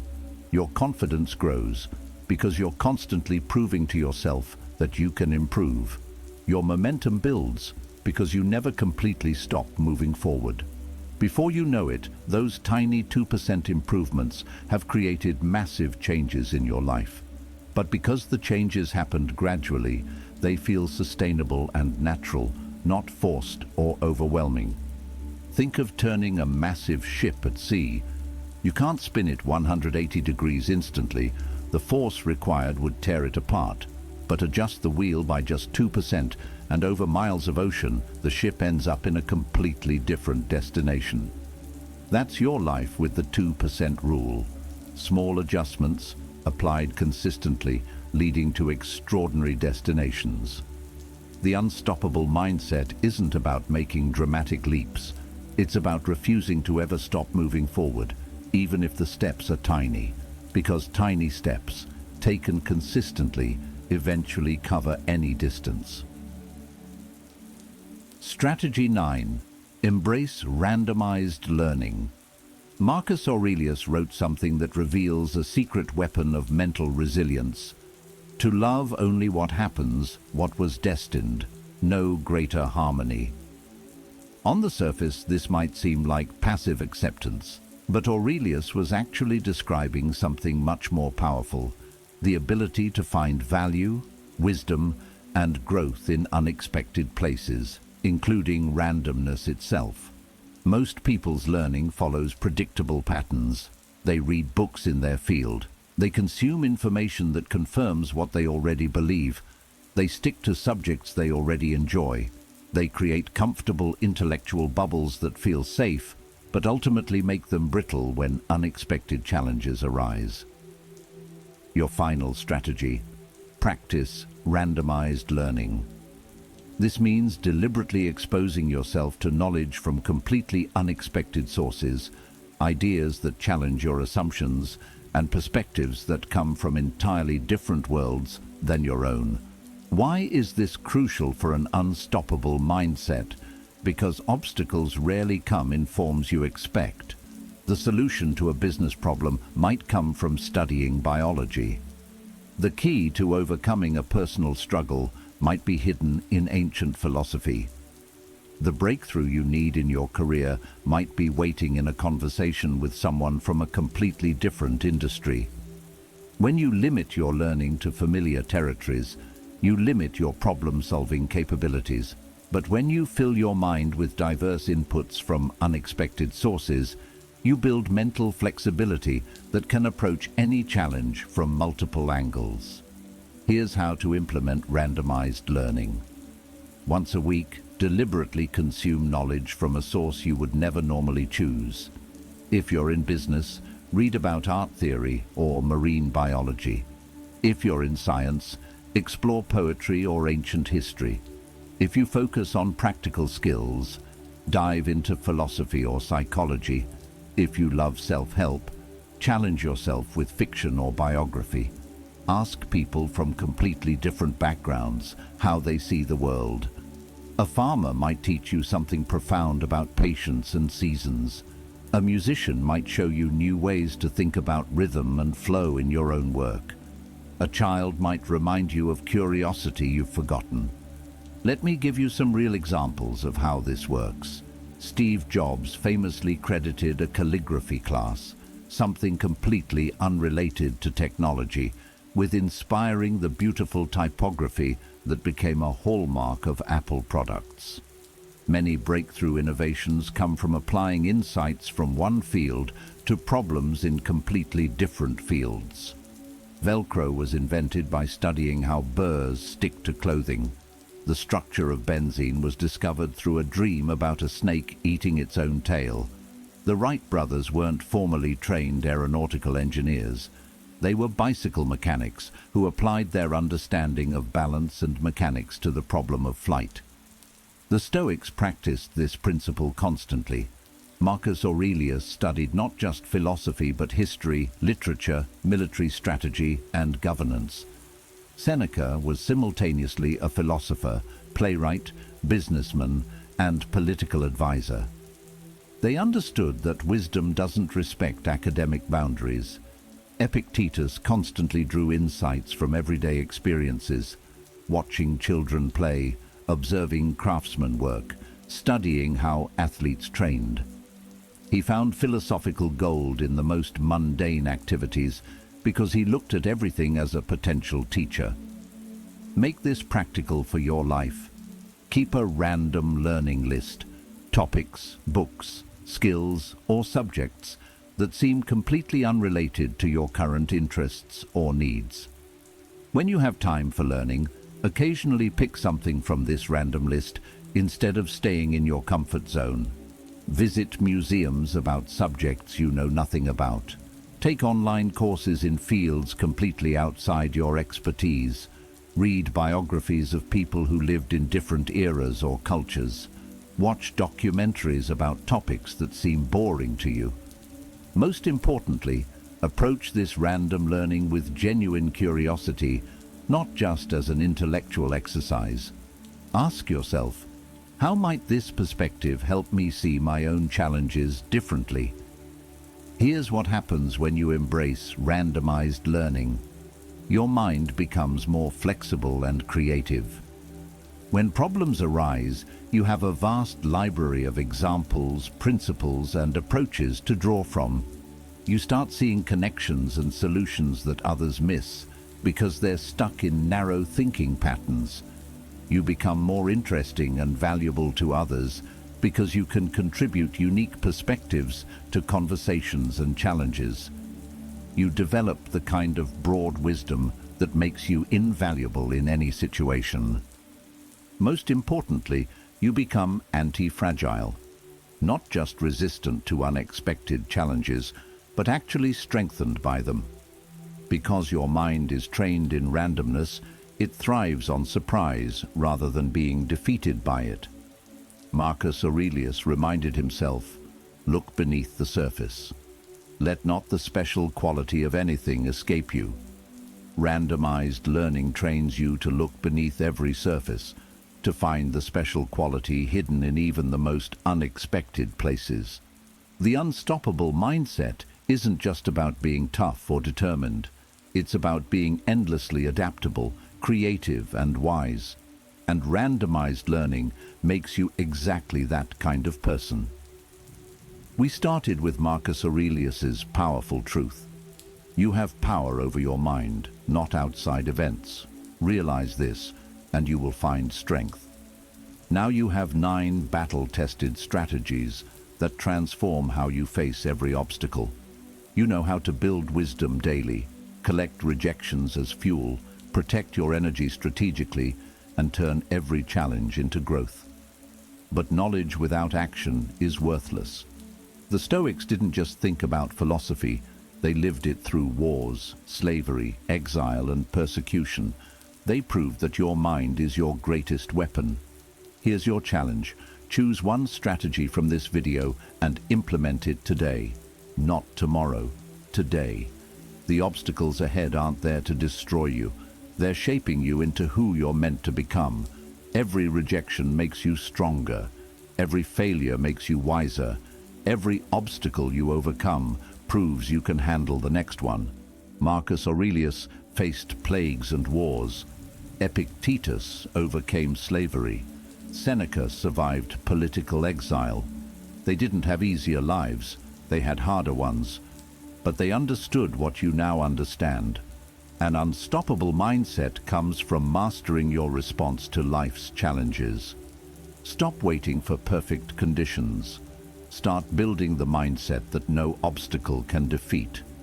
Before you leave, seal this commitment by commenting, "My mind is unshakable, my spirit unstoppable." If this helped you, smash that like button, share it with someone who needs this message, and subscribe for more content that builds mental strength. Your journey toward an unstoppable mindset starts now. You have the power, you have the tools. Now go use them.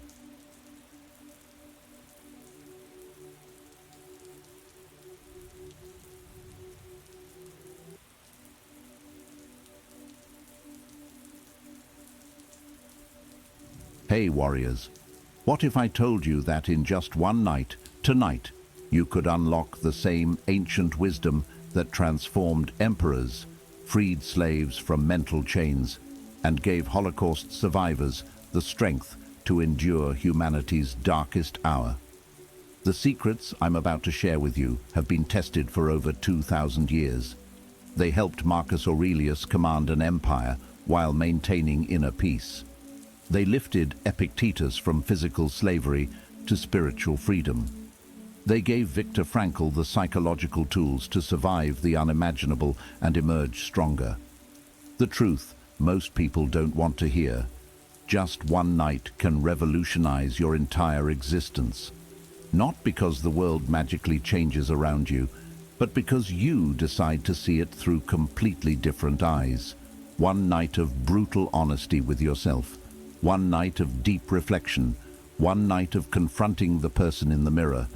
That's all it takes to unlock a door that's been waiting for you your entire life. Marcus Aurelius wrote these powerful words: "It is not death that a man should fear, but he should fear never beginning to live." How many of us are guilty of this? How many of us are sleepwalking through life, waiting for the perfect moment to finally start living? We tell ourselves we have endless time. We postpone the changes we know we desperately need. We live in the illusion that tomorrow will somehow be different from today, without us doing anything differently. But what if tonight was different? What if tonight you refused to let another precious day slip through your fingers? What if tonight you looked your excuses in the eye, faced down your fears, pushed aside every distraction, and asked yourself this life-changing question: what am I actually doing with the one irreplaceable life I've been given? That single moment of crystal-clear awareness could become the turning point you'll remember for the rest of your life. In the next few minutes, I'm going to share 9 profound truths with you. These aren't feel-good platitudes or motivational fluff. These are battle-tested principles that will create such a solid foundation in your mind that when you wake up tomorrow morning, you'll literally be a different person. Not because you've learned something brand new, but because you've remembered something eternal, something that was always true about who you are at your core, just waiting to be awakened. As Marcus Aurelius wrote in his Meditations, "Very little is needed to make a happy life. It is all within yourself, in your way of thinking." Tonight you discover that transformative way of thinking. Tonight you reclaim your personal power. Tonight you become truly unstoppable. Before we dive deep into these life-changing truths, I need you to do something for me. Don't skip a single second of this video. Every principle we explore together could be the exact catalyst your life is crying out for right now. If this message is already resonating with your soul, show me by hitting that like button. Share this video with someone who needs to hear it. Subscribe to the channel if you're ready to keep growing, and drop your thoughts in the comments. I read every single one. Your transformation begins the moment you choose to listen with your whole heart. Here's what I want you to do right now. Drop this powerful affirmation in the comments section. Tonight, I begin to transform my life. Say it out loud as you type it. Feel those words in your chest, because this isn't just a video you're watching. This is the night everything changes. Let's begin. Number 1. True control begins where blame ends. Most people have it completely backwards. They think control means getting others to change, getting life to be fair, or getting the world to bend to their will. But here's what the ancient Stoics discovered over 2,000 years ago, and what modern psychology confirms today. True control begins the exact moment blame ends. Think about your own life right now. How much mental energy are you burning on thoughts like these? I would be happier if my family understood me better. I would be more successful if my boss wasn't holding me back. I would be in a better relationship if people weren't so selfish. I would be further ahead if life hadn't dealt me such a bad hand. Sound familiar? Every single time you blame someone or something else, you're literally handing your power away. You're saying, my happiness, my success, my peace, it's all in someone else's hands. Epictetus said, people are not disturbed by things, but by the view they take of them. The problem is almost never the actual event. It's your reaction to it. It's the story you tell yourself about what it means. When you blame others, you trap yourself in invisible chains. You're essentially telling yourself, I can't be free, happy, or at peace until they change, until they apologize, until they fix what they broke. But Stoicism teaches, and what neuroscience now proves, freedom comes when you stop waiting for the world to change and start changing how you respond to it. You cannot control what others do to you. You cannot control what happened in your past. You cannot control whether life is fair. But you can always control one thing, your response. And that response is where all your real power lives. This isn't easy.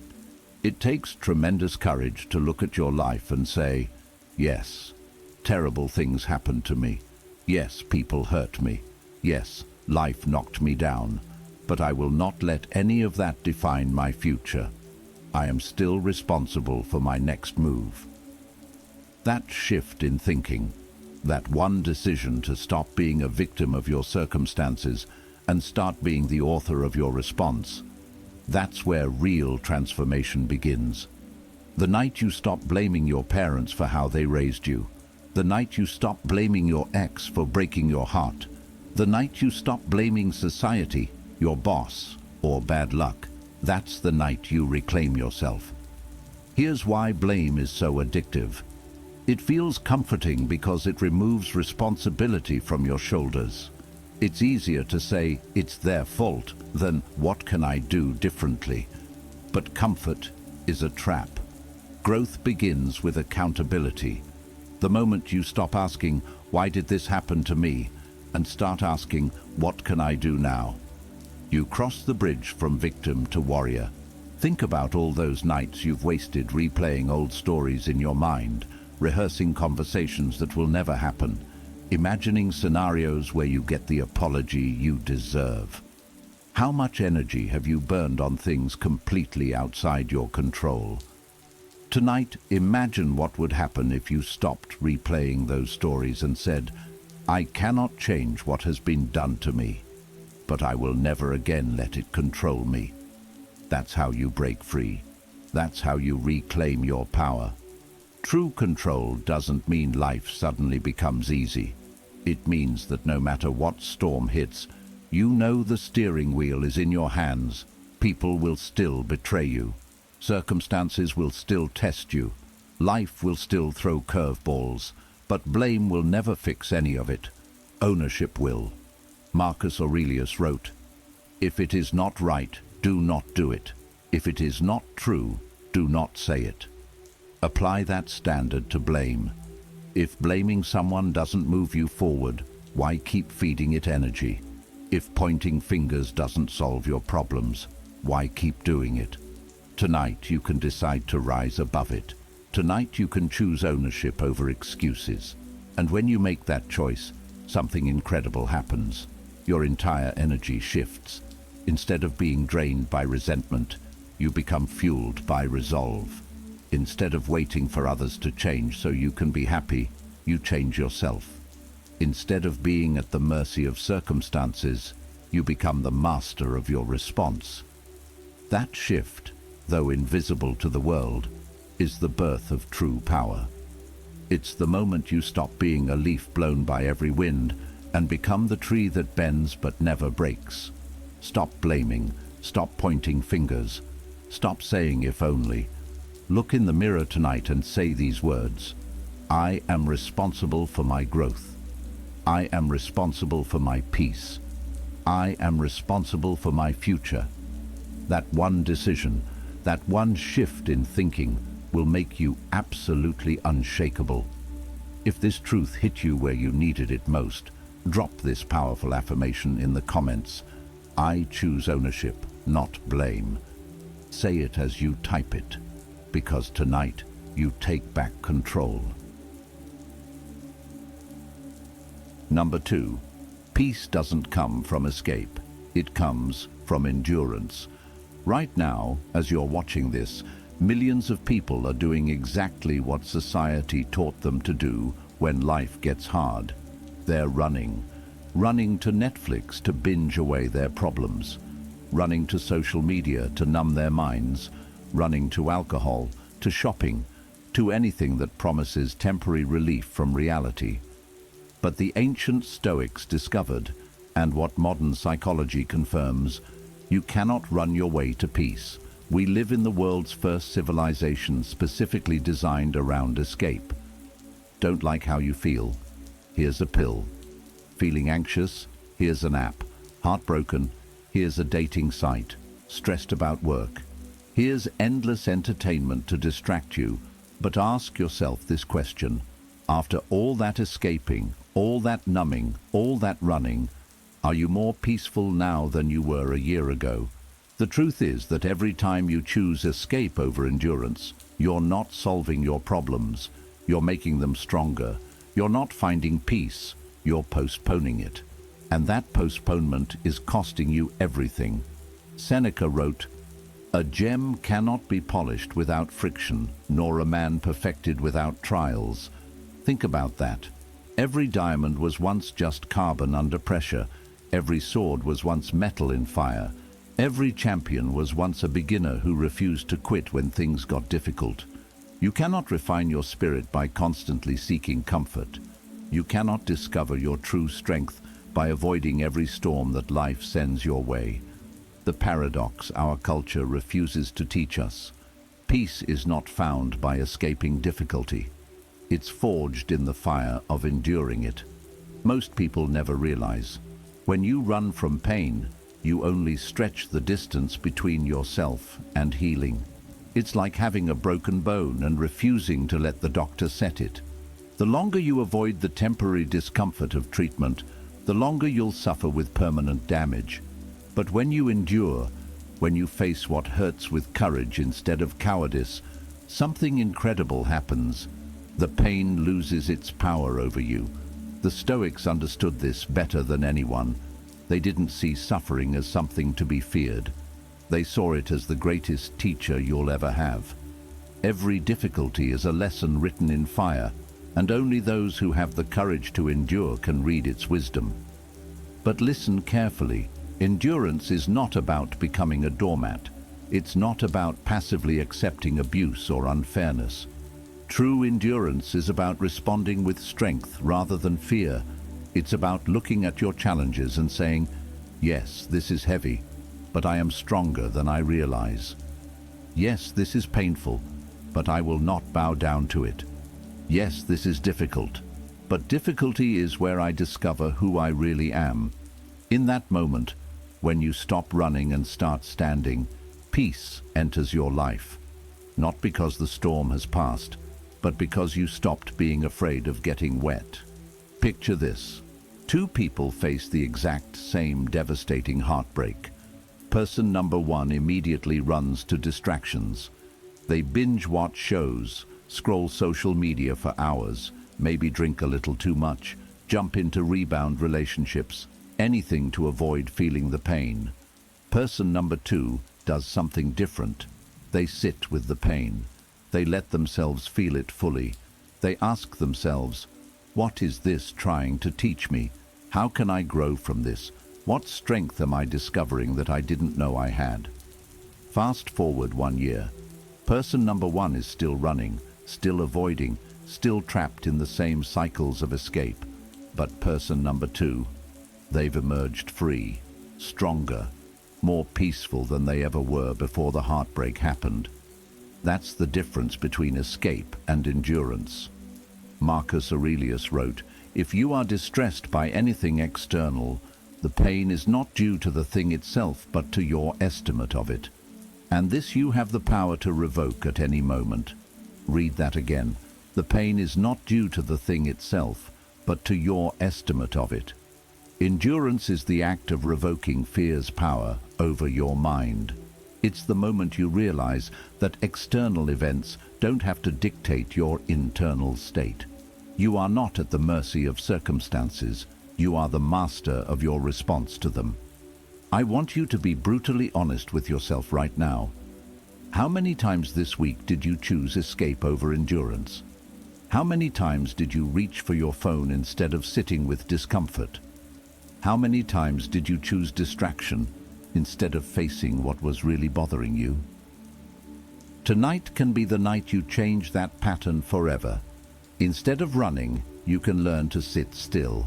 Instead of escaping, you can choose to embrace. Instead of drowning in avoidance, you can breathe through the difficulty and trust that you will not break. What nobody tells you about endurance, the very thing you think will destroy you, is often the thing that will transform you, if you have the courage to face it. That wound you're carrying, it may become the place where the light enters your life.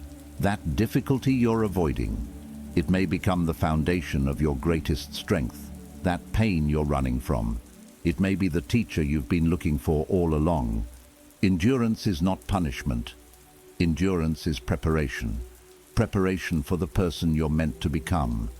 So tonight, when your mind whispers, run, escape, numb the pain, I want you to whisper back, I will not escape, I will endure. I will find peace not by avoiding the storm, but by walking through it with my head held high. And when you make that choice, when you choose courage over comfort, you'll discover something that will shock you. The storm doesn't feel as frightening anymore. You'll realize you had the strength all along. You just needed to stop running long enough to see it. If this truth is exactly what your soul needed to hear tonight, drop this powerful declaration in the comments. Say it as you type it. I will endure, not escape. Number 3. Discomfort is a signal, not a stop sign. Right now, I guarantee you're avoiding something. Something that makes your stomach tighten, your palms sweat, your mind whisper, maybe later. Something that feels uncomfortable. And here's what 99% of people do. They mistake that discomfort as a warning to stop. They interpret that feeling as their body saying, danger, turn back. This isn't for you. But what if I told you that discomfort isn't a stop sign at all? What if it's actually the most important signal your life can give you? We've been programmed completely backwards. The moment most people feel fear, pressure, or resistance, they retreat like soldiers hearing retreat horns. They think discomfort means they're going the wrong direction. They believe their anxiety is protecting them from making a mistake. But discomfort is not a warning to stop. It's a signal that you're stepping outside your old limits and into the sacred space where all growth happens. Think about every significant moment in your life. Your first day at a new job, asking someone you liked on a date, moving to a new city, starting a business, having a difficult conversation that needed to happen. What did they all have in common? They all felt uncomfortable as hell. Epictetus said, "Difficulties are things that show a person what they are." Let that penetrate your mind. Discomfort is not your enemy, it's a mirror. It reflects your current limits, your hidden fears, your untested strength. And instead of running from that reflection, you should study it intensely. Because here's what most people never realize: only when you see your limits clearly can you begin to push beyond them. You cannot grow beyond what you're unwilling to face. You cannot become stronger without resistance. You cannot discover your true capabilities while staying in your comfort zone. Think about how muscles actually grow. Do they get stronger by staying comfortable, by never experiencing resistance, by avoiding any strain or pressure? Absolutely not. Muscles grow by being torn down through resistance and rebuilding stronger than before. The burn you feel during exercise isn't damage, it's growth happening in real time. Your character works the exact same way. The strongest minds are forged in struggle. The deepest wisdom is earned through pain. The most resilient spirits are born in the fires of discomfort. If you want to grow as a human being, you must make peace with discomfort, not as something to avoid, but as something to lean into with courage. Everything is designed to maximize your comfort. Easy food delivered to your door, endless entertainment at your fingertips. Social media algorithms that show you exactly what you want to see. Dating apps that eliminate the discomfort of approaching someone in person. But comfort is the most dangerous drug you can take. It feels safe, but it keeps you small. It feels protective, but it's actually imprisoning you in mediocrity. Discomfort feels threatening, but it's where your strength is forged. Every great achievement in human history was born in discomfort. Every powerful transformation begins exactly where comfort ends. You cannot become extraordinary while demanding an ordinary level of comfort. Marcus Aurelius wrote, "The impediment to action advances action. What stands in the way becomes the way." This is the secret the Stoics lived by. The very thing that makes you uncomfortable is the exact path you must take. If something scares you, it means it matters to your growth. If something challenges you, it means you're standing on the edge of becoming someone new.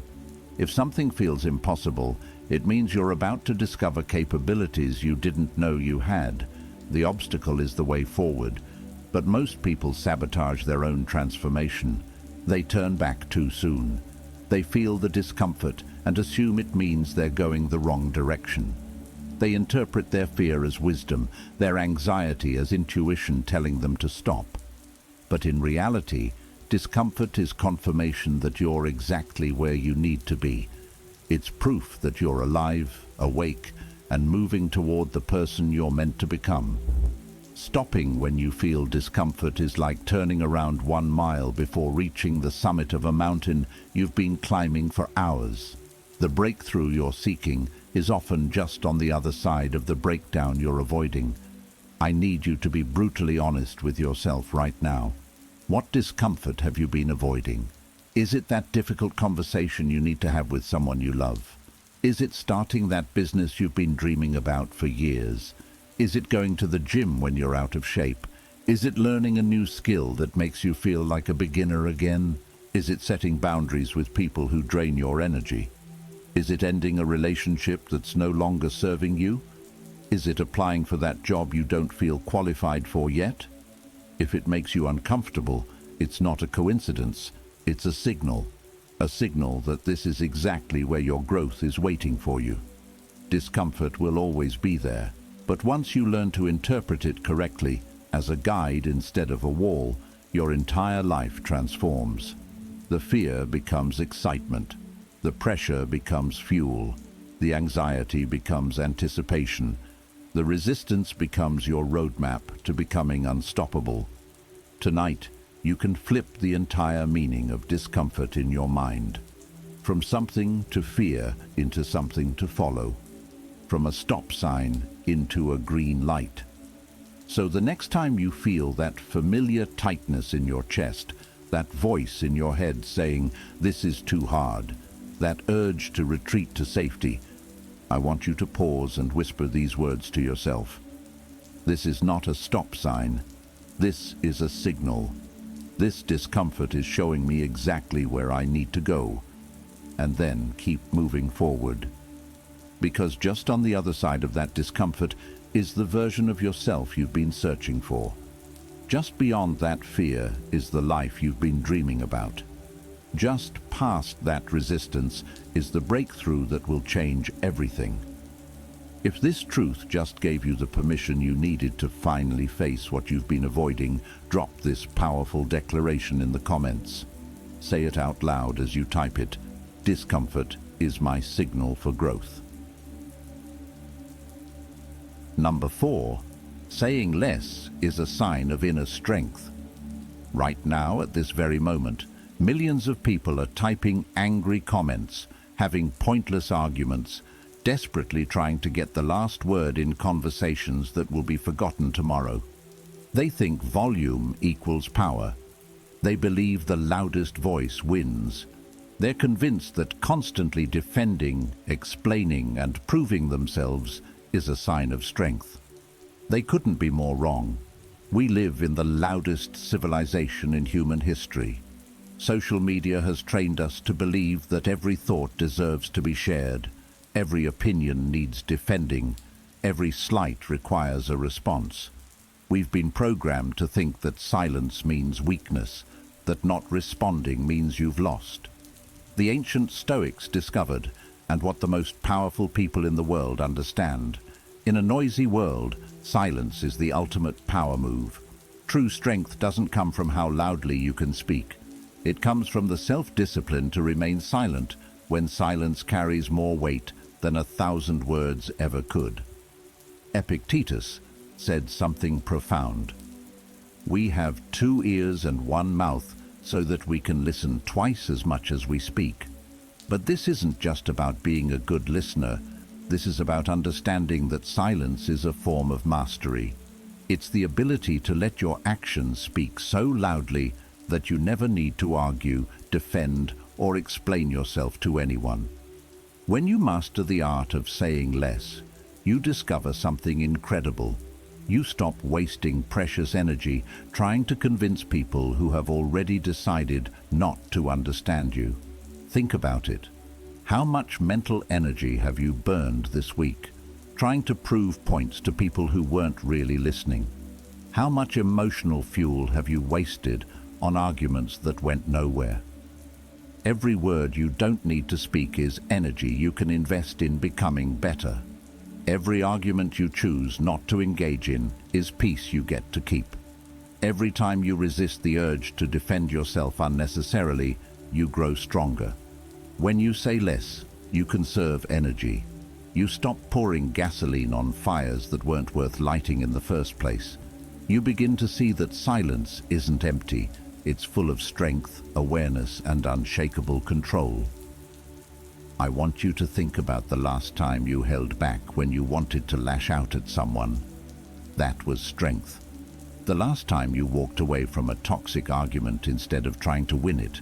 That was wisdom. The last time you chose quiet composure over unnecessary noise. You grew in power, even if nobody else noticed. Most people don't understand. People who always need the last word are not strong, they're deeply insecure. People who constantly explain themselves are not in control, they're terrified of being misunderstood. But the person who remains calm, who lets their silence carry the weight of truth, that person commands respect without ever demanding it. Marcus Aurelius wrote, "If you are silent, be silent as one who has the strength to speak, but refrains." Read that again. This is the mark of true self-mastery. You could speak. You could fight back. You could argue and defend and prove your point. But you choose not to. That choice doesn't come from weakness. It comes from a place of absolute control. It's the difference between a master and an amateur. Amateurs react to everything. Masters respond to what deserves their energy. Here's something our culture never taught you. Silence protects your peace. Words once spoken can never be taken back. They can create wounds deeper than any physical weapon. They can burn bridges you might need to cross later. They can start wars in relationships that could have remained at peace. But silence? Silence allows you to guard your energy and avoid unnecessary battles. Not every opinion deserves your response. Not every insult deserves your time. Not every challenge is worthy of your effort. Not every provocation deserves your reaction. Silence teaches you to distinguish between what requires your energy and what's trying to steal it. And here's the beautiful secret. In your silence, something magical happens. You begin to listen more deeply. You start seeing people for who they truly are instead of just hearing what they're saying. You notice the small truths hidden between their words. You connect to wisdom that can only be heard in stillness. Silent people learn secrets that loud people never discover. They see patterns that talkers miss. They understand dynamics that arguers never grasp. While others are busy talking, you're busy learning. While they're busy defending, you're busy growing. While they're busy proving, you're busy becoming. So the next time someone tries to bait you into an argument, remember, you don't have to take the bait. The next time you feel the urge to defend yourself against someone who's already made up their mind, pause and ask, is this worth my energy? The next time you want to get the last word, remind yourself, the last word belongs to the person who walks away from unnecessary noise. Silence is not surrender, it's strategy. It's not weakness, it's wisdom. It's not giving up, it's powering up. Tonight, when you feel that familiar urge to argue, defend, or over-explain, I want you to do something revolutionary. Pause, breathe, choose silence. Remember that silence is not a cage that traps you. It's a shield that protects you. It's not a sign that you've lost. It's proof that you've won the only battle that really matters, the battle for self-control. Your silence sends a message louder than any words ever could. I am so secure in who I am that I don't need to prove it to anyone. If this truth just gave you permission to stop engaging in every battle that comes your way, and drop this powerful declaration in the comments, say it quietly as you type it. My silence is my strength. Number 5. You don't need motivation, you need discipline. Right now, millions of people are searching for the same thing, how to stay motivated. They're consuming motivational videos, reading inspiring quotes, attending seminars, desperately chasing that feeling that will finally make them take action. But the truth they don't want to hear, you're chasing the wrong thing entirely. The most successful people in the world have a secret, and it's not what you think. They're not more motivated than you. They're not naturally more driven. They've simply learned to operate without motivation altogether. Let me ask you something. How did that last burst of motivation work out for you? You know the one I'm talking about. Maybe it was a YouTube video that fired you up. Maybe it was a book that inspired you. Maybe it was seeing someone else's success story that made you think, that could be me. You felt unstoppable for what? A day, a week, maybe even a month. And then what happened? Life got hard. You got tired. The feeling faded. And you quit. What nobody tells you about motivation, it's designed to fail you. Motivation is like a sugar rush. It gives you a quick spike of energy, followed by an inevitable crash. If you're building your dreams on motivation, you're building on quicksand. Motivation is exactly like the weather. It changes daily. Some mornings you wake up ready to conquer the world. Your energy is high, your vision is clear, your determination is unshakable. Other mornings, you wake up with no drive, no inspiration, and no desire to do anything productive. If you only take action when you feel motivated, you're essentially saying, "I'll only work toward my goals when the weather is perfect." But champions don't wait for perfect weather. Athletes don't train only when they feel like it. Writers don't sit down to write only when inspiration strikes. They show up because discipline demands it, not because motivation suggests it. Seneca wrote, "Luck is what happens when preparation meets opportunity." But here's the key. Preparation doesn't come from waiting to feel motivated. Preparation comes from disciplined action, repeated day after day, week after week, month after month, whether you feel like it or not. Discipline builds the foundation where motivation cannot reach. Motivation might get you started, but only discipline will get you finished. While motivation is asking, "Do I feel like it today?" Component placement discipline is saying, "This is what must be done, and I will do it." Marcus Aurelius wrote to himself in his private journal, "At dawn, when you have trouble getting out of bed, tell yourself, 'I have to go to work,' as a human being. What do I have to complain of if I'm going to do what I was born for?" This is the spirit of discipline. You rise not because you feel like it, but because life demands your effort. You act not because you're motivated, but because you're committed. You persist not because it's easy, but because it's necessary. Here's something that will blow your mind. Discipline actually frees you in a way motivation never can. When you're disciplined, you no longer have to negotiate with yourself every morning. You don't waste mental energy asking, "Should I work out today?"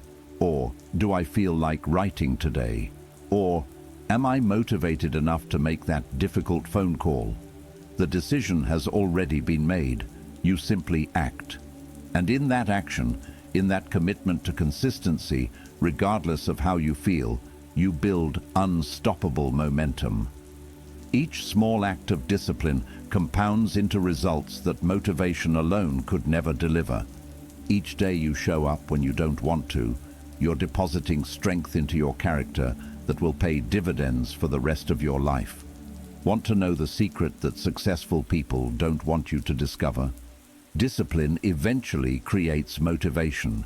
The more consistent you are, the more progress you see.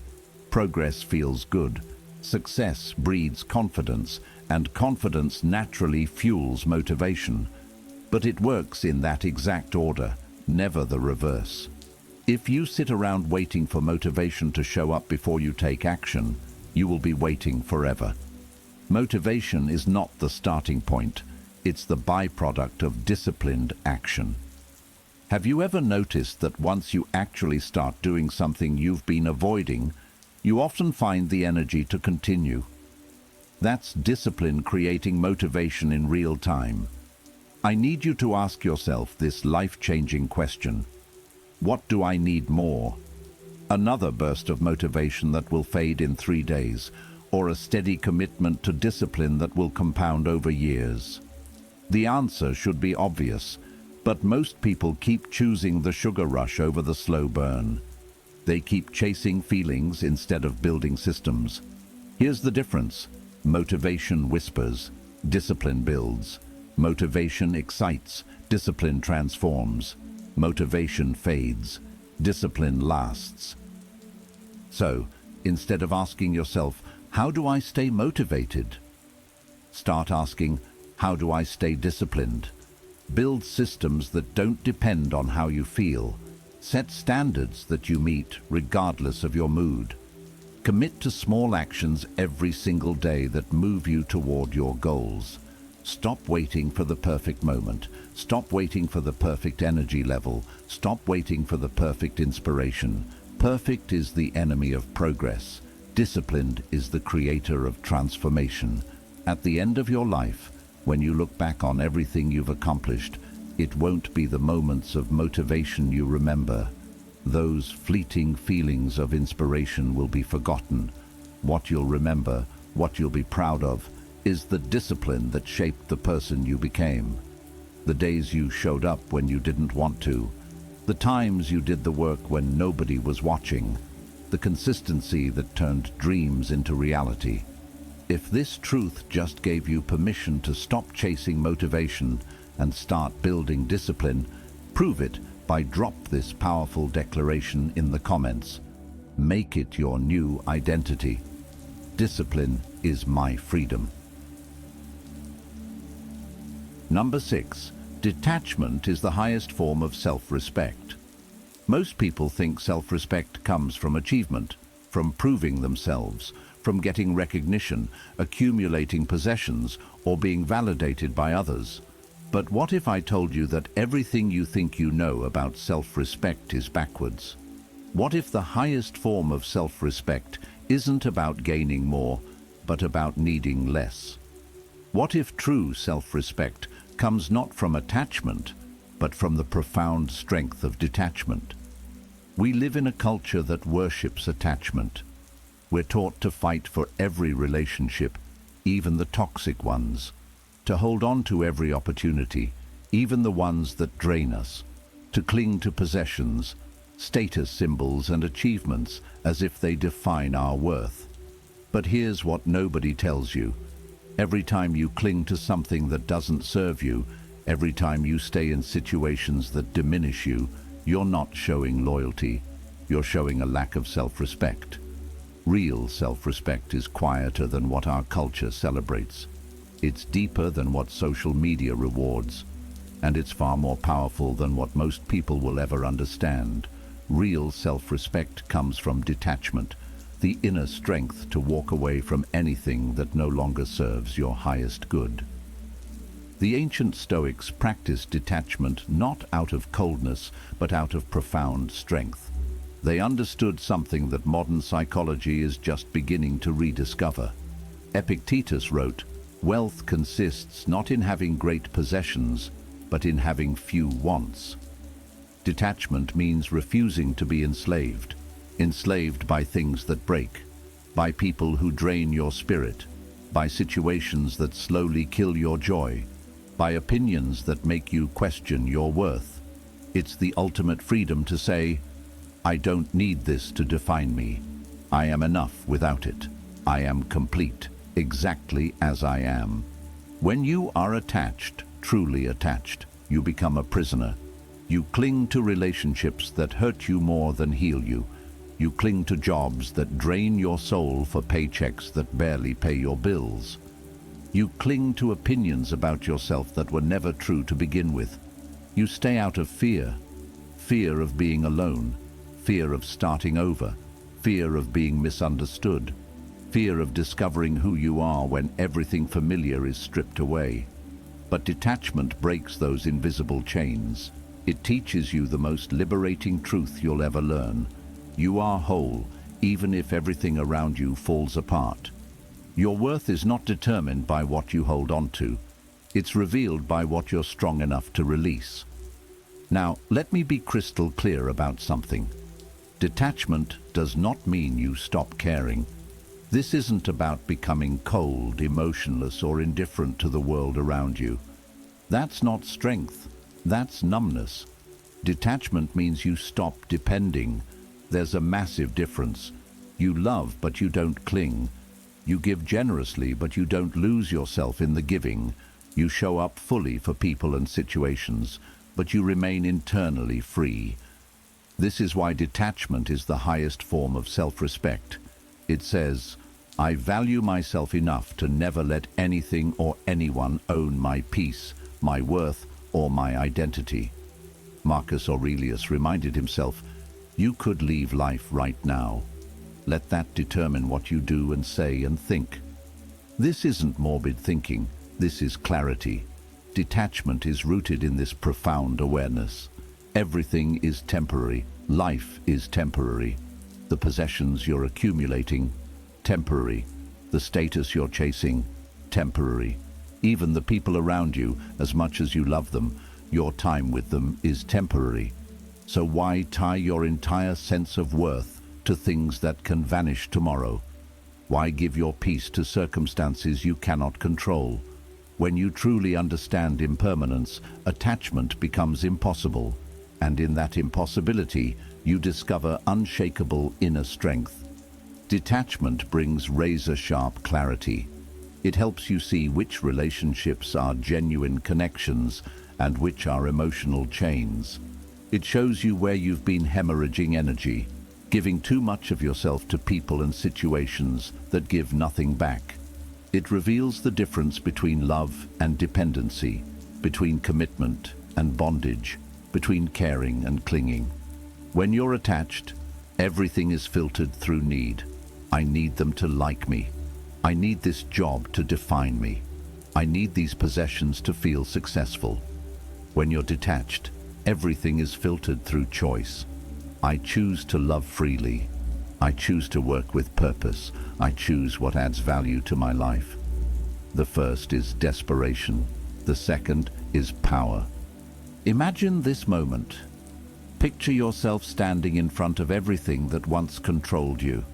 Your fears, your insecurities, your desperate need for approval, your attachment to outcomes, your clinging to people who don't appreciate your presence.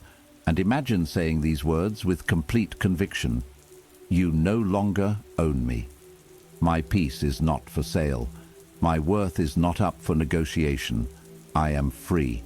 That's the moment you step into true self-respect. Because the person who is free from needing external validation is the person who has discovered internal wealth that can never be stolen. So tonight, I need you to reflect honestly. Where have you been clinging? What are you holding on to that's breaking you instead of building you? Are you staying in relationships that drain you because you're afraid of being alone? Are you keeping jobs that kill your spirit because you're afraid of financial uncertainty? Are you holding on to grudges because you're afraid of letting people get away with hurting you? Can you love without needing to possess? Can you walk away from situations that don't serve you without losing your dignity? Can you let go, not out of bitterness or resentment, but out of genuine strength and self-respect? If you can learn to detach with love instead of clinging with fear, you will discover a level of peace that no external attachment could ever provide. You'll stop needing others to change for you to be happy. You'll stop requiring perfect circumstances to feel content. You'll stop depending on outcomes to determine your worth. The moment you truly detach, you finally return to yourself. You remember who you were before the world taught you that your value depended on what you could accumulate, achieve, or control. If this truth is calling you to examine what you've been clinging to, drop this powerful declaration in the comments. Make it your new relationship with attachment. Detachment is my self-respect. Number 7. Your mind is a garden. Protect what you plant.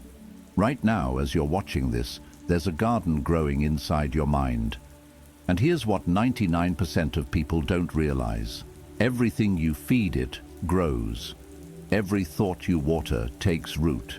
Every idea you nurture becomes part of who you are.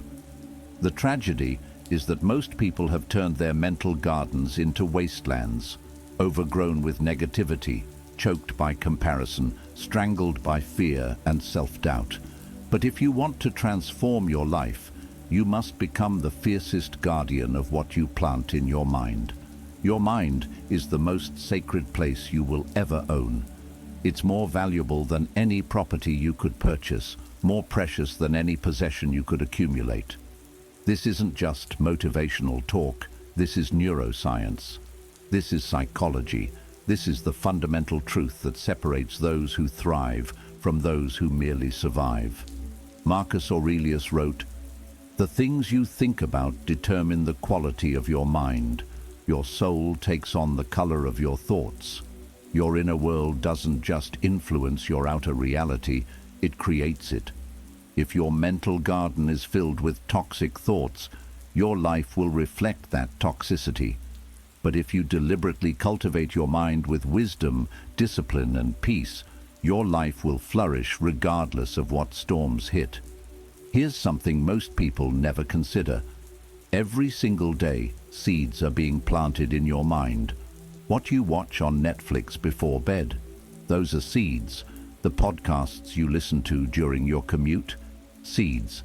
The social media feeds you scroll through, seeds. The conversations you have with friends, family, co-workers, all seeds. The people you spend time with, their attitudes, their energy, their way of thinking. They're planting seeds in your mental garden every time you interact with them. Some of these seeds grow into unshakable strength, wisdom, and resilience. Others grow into anxiety, insecurity, and weakness. And here's the question that will change your life. What am I allowing to grow inside me? Most people never ask this question. They consume whatever's put in front of them, spend time with whoever's available, and wonder why they feel stuck, anxious, or unfulfilled. If you constantly consume negative news, your garden will bloom with anxiety and fear.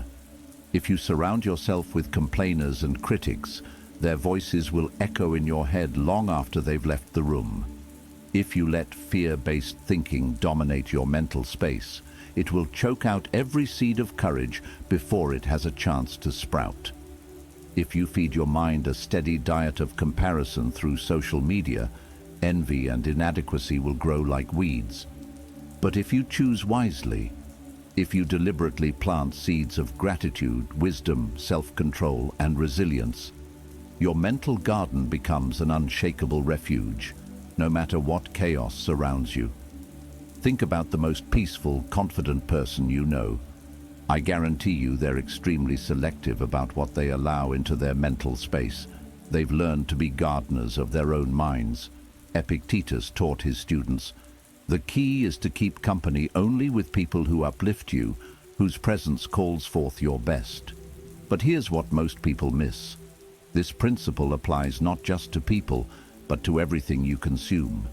Every book you read, every show you watch, every social media account you follow, every conversation you engage in. They're all gardeners working in your mental space.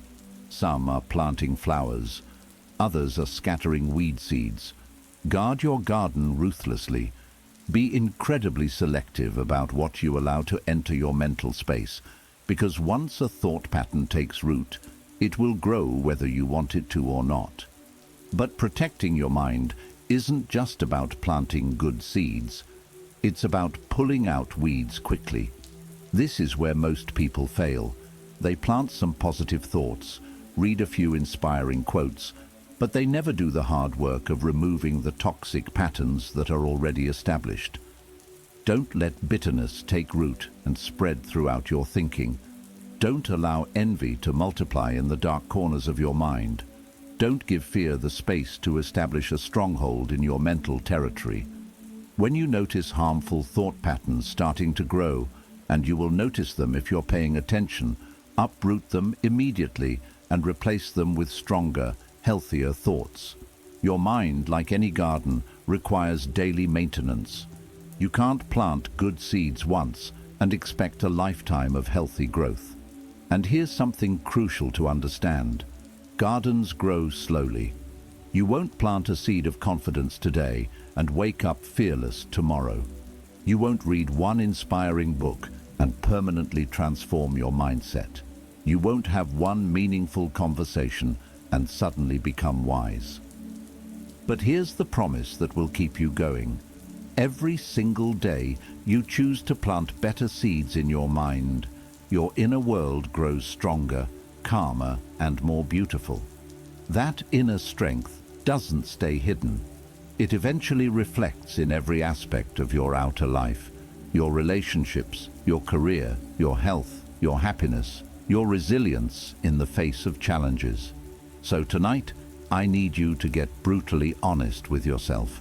Look at your life right now and ask, what seeds have I been planting in my mind? Look at what you've been watching, reading, listening to. Look at the people you've been spending time with. Look at the conversations you've been having, the thoughts you've been entertaining. If the mental garden you've been cultivating doesn't align with the life you want to live, it's time to change. Not tomorrow, not next week, tonight. From this moment forward, you are the guardian of your mental garden. Protect it like your life depends on it, because it does. Nourish it with wisdom, with truth, with discipline. Be ruthless about removing anything that doesn't serve your growth. Choose your inputs like you're choosing medicine for your soul. Because in a very real sense, that's exactly what you're doing. Your future will always grow from the soil of your mind. The thoughts you plant today will determine the person you become tomorrow. If this truth just gave you permission to become the fierce guardian of your own mind, drop this powerful declaration in the comments. Make it your new identity as a mental gardener. I protect my mind. I plant strength. Number 8. You can't heal in the same environment that broke you. Right now, there are people desperately trying to heal from trauma, heartbreak, and life wounds while staying in the exact same toxic environments that broke them in the first place. They think healing is just about time. They believe if they wait long enough, if they're patient enough, if they try hard enough, they'll magically become whole again. But here's the brutal truth that nobody wants to hear. You can't heal in the same environment that broke you. Most people have healing completely backwards. They think healing is something that happens to them rather than something they must create the conditions for. They're waiting for time to fix what only a change of environment can heal. Healing is not just about time, it's about environment. You cannot expect to recover, to grow, or to rebuild yourself if you remain in the very place that inflicted your wounds. Think about it in the most basic terms. If you plant a seed in poisoned soil, it doesn't matter how much time passes, how much water you give it, or how much sunlight it receives. That seed will never grow into the plant it was meant to become. The same is true for your healing. The same is true for your growth. The same is true for your transformation. Epictetus warned his students, "The key is to keep company only with people who uplift you, whose presence calls forth your best." You cannot expect to rise if you surround yourself with people who constantly pull you down. You cannot find inner peace if your daily environment is filled with chaos, negativity, and toxic reminders of everything that broke you. This isn't about being antisocial or cutting everyone off. This is about recognizing that your environment is either supporting your healing or sabotaging it. There's no neutral ground. I want you to think honestly about your own life. How many times have you tried to heal while staying stuck in the same destructive patterns? The same toxic relationships that drain your energy, the same routines that keep you small, the same physical spaces that trigger painful memories. You've been trying to stitch a wound while constantly tearing it open again. You've been attempting to build strength in the same place that systematically feeds your weakness. Maybe it's staying friends with people who remind you of your failures instead of celebrating your growth. Maybe it's living in a space that's cluttered with reminders of your past instead of creating a sanctuary for your future. Maybe it's maintaining habits and routines that were formed during your darkest moments instead of designing new patterns for your brightest days. Healing doesn't work when you're constantly re-exposing yourself to the source of your wounds. Now, here's something crucial to understand. Leaving a toxic environment doesn't always mean physically moving to a new city or state. Sometimes it means creating new boundaries within your current situation. It means refusing to let the same voices, the same habits, and the same negative influences control your healing journey. It means making choices that protect your progress, even when others don't understand those choices. Maybe that's setting boundaries with family members who constantly bring up your past mistakes. Maybe it's unfollowing social media accounts that make you feel inadequate. Maybe it's changing your daily routine to avoid triggers that send you spiraling. Environment is about energy, not just geography. Marcus Aurelius wrote something in his private journal that reveals the deepest truth about healing. The things you think about determine the quality of your mind. If your current environment constantly fills your mind with pain, distraction, or negative noise, you will remain trapped in mental cycles that keep you broken. Your external environment directly impacts your internal environment. If you're surrounded by chaos, your mind becomes chaotic. If you're surrounded by negativity, your thoughts become negative. If you're surrounded by people who don't believe in your growth, you'll start doubting your own transformation. But when you deliberately create an environment of growth, peaceful spaces, healthy relationships, disciplined routines, you give yourself the sacred space needed to heal and transform. Here's what our culture gets wrong about healing. Walking away is sometimes the most powerful form of self-care. It's not weakness. It's not running away from your problems. It's not giving up on people or situations. It's refusing to stay in a place that feeds your wounds instead of your strength. It's choosing your healing over other people's comfort. It's prioritizing your growth over maintaining toxic status quo. The day you choose to protect your healing is the day you finally honor your own worth.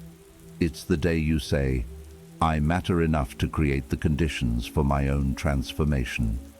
Right now, I need you to do an honest environmental audit of your life. Look at your relationships. Are the people in your life celebrating your growth or sabotaging it? Do they lift you up or drain your energy? Do they remind you of who you're becoming or who you used to be? Look at your physical spaces. Does your home feel like a sanctuary for growth or a museum of past pain? Are you surrounded by things that inspire you or things that trigger you? Look at your routines. Are your daily habits designed to support healing or maintain old wounds? Are you doing things that move you forward or keep you stuck? Look at your inputs. What are you reading, watching, listening to? Is your mental diet feeding recovery or feeding old trauma patterns? So tonight, ask yourself this life-changing question. Am I trying to heal in the same environment that broke me? Be brutally honest. Don't make excuses. Don't rationalize why you're staying in situations that hurt you. If the answer is yes, if you're trying to grow while staying rooted in toxic soil, it may be time to change. Not tomorrow, not next week, not when it's convenient for everyone else. Now, because healing doesn't happen by accident. It happens when you courageously give yourself the environment and the space to grow into who you're meant to become. Creating a healing environment means surrounding yourself with people who see your potential, not just your past. Designing spaces that feel peaceful and inspiring rather than chaotic and triggering. Establishing routines that support your new identity instead of reinforcing old patterns. Consuming content that feeds your growth rather than your wounds. Number 9. Every moment is a choice between power or pain. Our final truth is going to reveal the most important choice you'll ever make over and over again. Every single moment of your life offers you two paths, power or pain. Not physical pain, but the unnecessary suffering you create when you let emotions, impulses, and external chaos control you. Most people don't even realize they're making this choice, but you're about to become one of the few who does. The Stoics believed that while you cannot always control what happens to you, you can always control how you respond. That response is your choice, power or pain. Marcus Aurelius wrote something that changes everything. You have power over your mind, not outside events. Realize this, and you will find strength. When someone insults you, you always have two choices. You can choose pain, react with anger, hold resentment, and replay their words over and over in your mind. Or you can choose power, stay silent, show restraint, and protect your inner peace that no one can touch. The same is true when life throws difficulties your way. You can choose pain, complain, feel sorry for yourself, and blame others for what's happening. Or you can choose power, accept the challenge, face it with courage, and endure with strength. Most people live on autopilot, reacting without awareness. They give their power away to every person, every situation, every circumstance that triggers them. But awareness is where transformation begins. The moment you pause and ask yourself, will I choose power or pain in this moment? You reclaim control over your entire life. Think about it. Every time you reacted with anger and later regretted it, that was pain. Every time you held your ground, stayed calm, and protected your peace, that was power. The difference is always in the choice you made. The Stoics didn't deny emotions. They understood that emotions are natural, but they taught something revolutionary. Emotions must not be your master. Epictetus said, "It's not what happens to you, but how you react to it that matters." Every reaction is a chance to turn pain into power. Every challenge is a test of your discipline. Every insult is an opportunity to rise above. You cannot avoid difficulty, but you can choose how to meet it.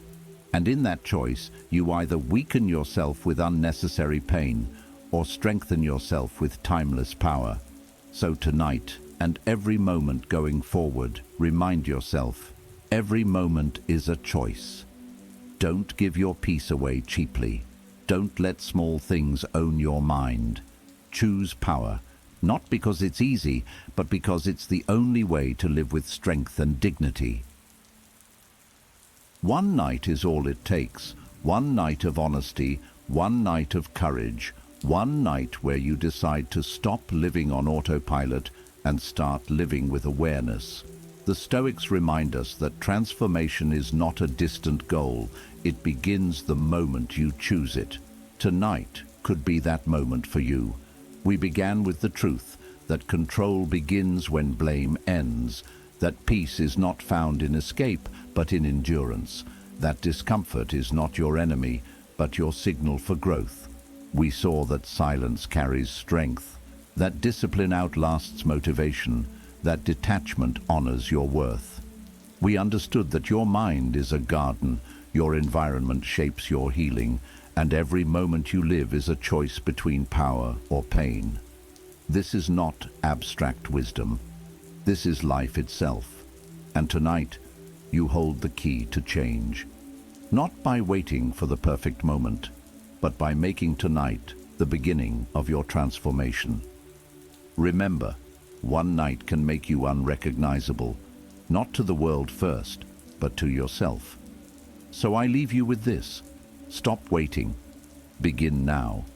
Choose strength over weakness. Choose awareness over distraction. Choose power over pain. Let tonight be the night you'll never forget, the night you chose to truly live. If this message touched you, don't let it stay with just you. Like this video, share it with someone who needs it, subscribe to the channel, and drop your affirmation in the comments. Your journey begins the moment you choose to take it seriously. I want you to drop this final affirmation in the comments. Tonight, I begin my transformation.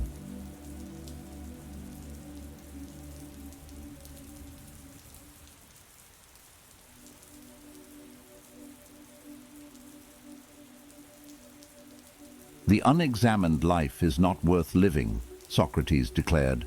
But here's what most people miss. Examination without action is just mental entertainment. Right now, as you watch this video, there's a conversation happening in your head. Maybe it's replaying yesterday's embarrassing moment, catastrophizing about tomorrow's presentation, or simply judging these very words. That internal chatter has been running your life for too long. Ancient Stoics discovered something revolutionary that neuroscience now confirms. You are not your thoughts. You're the consciousness observing them. You're the one with the power to decide which thoughts deserve your energy and which deserve to be dismissed like uninvited guests at a party. But here's where most people get stuck. They read inspirational quotes on Instagram, feel motivated for exactly 7 minutes, then slip back into their old patterns. Knowledge without application is just sophisticated procrastination. Today we're going beyond feel-good philosophy into 8 battle-tested strategies that have helped humans navigate chaos for over 2 millennia. The Stoics understood something that modern self-help often misses. True control comes not from managing your circumstances, but from mastering your responses.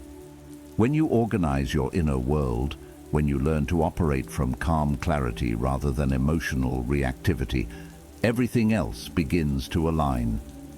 What makes Stoicism uniquely powerful is that it works in silence. You don't need to announce your transformation on social media or wait for perfect conditions. These principles work quietly, one decision at a time, one thought at a time, one day at a time. Before we dive in, if you believe in growth and inner power, hit that like button and subscribe. Drop this affirmation in the comments. I take control of my life in silence. Let's begin this journey inward. Number 1. The dichotomy of control. Stop fighting unwinnable battles. The foundation of Stoic wisdom rests on one deceptively simple concept. Some things are within your control, others are not. Epictetus, who understood powerlessness as a former slave, taught that wealth consists not in having great possessions, but in having few wants. This principle extends far beyond material goods. It's about understanding where your actual power resides. Make a mental inventory of everything currently stressing you out. Your boss's unpredictable moods, your teenager's life choices, economic uncertainty, your extended family's opinions about your career, tomorrow's weather, how attractive others find you. Here's the uncomfortable truth. You have precisely zero control over any of these things. Yet, how much mental real estate do they occupy? Now consider what you control completely. Your thoughts about these situations, your emotional responses, your decisions about how to act, the effort you invest, the values you choose to embody, and the meaning you assign to events. This is your domain of sovereignty, and it's more expansive than you realize. The magic happens when you redirect energy from unwinnable battles. Consider how much mental bandwidth you've wasted trying to control others' opinions, manipulate someone's behavior, or prevent every possible negative outcome. That energy is precious currency that, when invested in your actual sphere of influence, yields exponential returns. Marcus Aurelius, who ruled an empire while maintaining inner peace, reminded himself daily, confine yourself to the present. The present moment is where your control lives. The past is sealed, the future remains unwritten. But right now, in this moment, you have complete authority over your breath, your posture, your next word, your next action. Here's your practical implementation. Create 2 columns labeled My Control and Not My Control. For the next week, every time you feel stressed, categorize what's triggering that feeling. For anything in your control column, take one concrete action. For anything outside your control, practice acceptance and let it go. You'll discover something remarkable. Anxiety decreases because you're no longer fighting impossible battles. Effectiveness increases because you're focusing energy where it actually creates change. Relationships improve because you're no longer trying to control others, and self-confidence grows because you're finally exercising your true power. Living according to this principle isn't passive resignation, it's strategic focus. When you align your efforts with what you can actually influence, you become unstoppable in the areas that matter most. Number 2. The view from above. Gain cosmic perspective. Marcus Aurelius wrote these words while dealing with plagues, wars, and betrayals. You have power over your mind, not outside events. Realize this, and you will find strength. He discovered that changing your perspective literally changes your reality. This second strategy teaches you to zoom out and see challenges from a broader vantage point. Picture yourself right now in this moment. Now mentally zoom out to see yourself in your current location, then your neighborhood, city, state, country, continent. Keep expanding. See Earth floating in space, our solar system, our galaxy, among billions of others. From this cosmic perspective, how significant does your current worry actually appear? This isn't about minimizing legitimate problems or pretending difficulties don't matter. It's about right-sizing them so you can respond with clarity instead of being overwhelmed by emotional intensity. When you're trapped inside a problem, it feels like the entire universe. When you step back, solutions often become visible that were completely hidden from ground level. Ancient Stoics called this the view from above, and modern neuroscience validates its effectiveness. When you mentally step outside your situation and observe it as if advising a friend, your prefrontal cortex, responsible for rational thinking, becomes more active while your amygdala, the brain's fear center, calms down. This neurological shift literally alters how you process information. Seneca practiced this daily, understanding that most suffering comes not from what happens to us, but from the stories we tell ourselves about what happens. The view from above reveals these stories as just one possible interpretation of events, not absolute truth. Next time you face a challenging situation, ask yourself, how will this matter in 5 years? What advice would I give my best friend facing this exact scenario? If I were watching this happen to someone else in a movie, what would I think they should do? What opportunity might be hidden in this challenge that I can't see from up close? William James noted, "The greatest weapon against stress is our ability to choose one thought over another." The view from above gives you that choice. Instead of being trapped in emotional intensity, you can consciously choose a broader, more balanced perspective. Practice this daily. When stuck in traffic, zoom out. When someone triggers you, zoom out. When worried about money or relationships, zoom out, not to escape reality, but to see it more clearly. This builds emotional resilience over time. The more you train yourself to step outside problems, the less those problems control you. Drop this affirmation in the comments. I choose perspective over panic in every situation. Number 3. The obstacle as the path. Transform resistance into strength. The impediment to action advances action. What stands in the way becomes the way, Marcus Aurelius wrote, introducing one of Stoicism's most transformative concepts. Every obstacle isn't just something to overcome. It's actually the curriculum for becoming who you need to become. This strategy completely reframes how you view challenges. Consider how muscles grow. They only strengthen when facing resistance. Without challenge, they atrophy.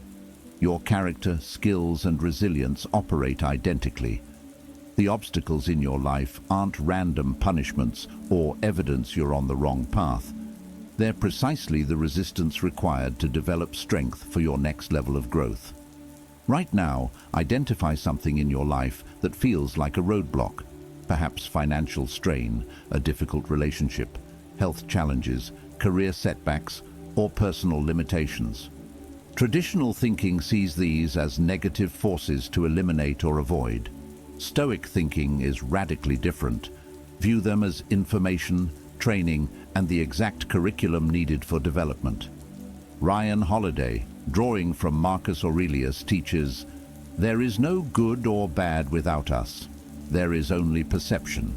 There is the event itself and the story we tell ourselves about what it means." Every obstacle contains seeds of equivalent or greater benefit, but only when you're willing to work with it rather than against it. Consider this example. You lose your job unexpectedly. The immediate emotional response might be fear, anger, or shame. But what if this obstacle is redirecting you toward work more aligned with your values? What if it's forcing you to develop skills you'd never learn otherwise? What if it's teaching financial discipline, revealing your true support network, or providing the push needed to start that business you've been contemplating? The obstacle doesn't change, but transforming your relationship to it changes everything. Instead of asking, "Why is this happening to me?" you ask, "What is this here to teach me? How can I use this to become stronger or more skilled? What opportunity is hidden within this challenge?" James Stockdale, a Navy admiral who survived years of torture as a prisoner of war, credited Stoic philosophy with his survival. He said, "You must never confuse faith that you will prevail, which you can never afford to lose, with the discipline to confront the most brutal facts of your current reality. Reframe your biggest current challenge as a training program. If it involves a difficult person, they're training you in patience, boundary setting, or communication. Financial struggles train resourcefulness, prioritization, and discipline. Health issues train self-care, resilience, and clarity about what truly matters. This isn't about pretending obstacles don't hurt. Some are genuinely painful and difficult. But even in legitimate hardship, you have a choice. Be destroyed by the obstacle or be forged by it. Start small. Next time you hit traffic, use it as patience training. When technology malfunctions, practice problem solving and adaptability. When someone criticizes you, train emotional regulation and self-reflection. Every small obstacle becomes a repetition in life's gymnasium. The more you practice this mindset, the more you'll notice that obstacles often redirect you toward better outcomes than originally planned. That rejection led to a superior opportunity. That failure taught something crucial. That difficult period strengthened relationships or clarified priorities. Drop this affirmation in the comments. Every obstacle is my training ground. Number 4. Negative visualization, the counterintuitive path to gratitude. Nothing, to my way of thinking, is a better proof of a well-ordered mind than a man's ability to stop just where he is and pass some time in his own company, Seneca wrote. He also taught something counterintuitive, regularly imagining loss. This fourth strategy, premeditatio malorum, or negative visualization, isn't pessimism.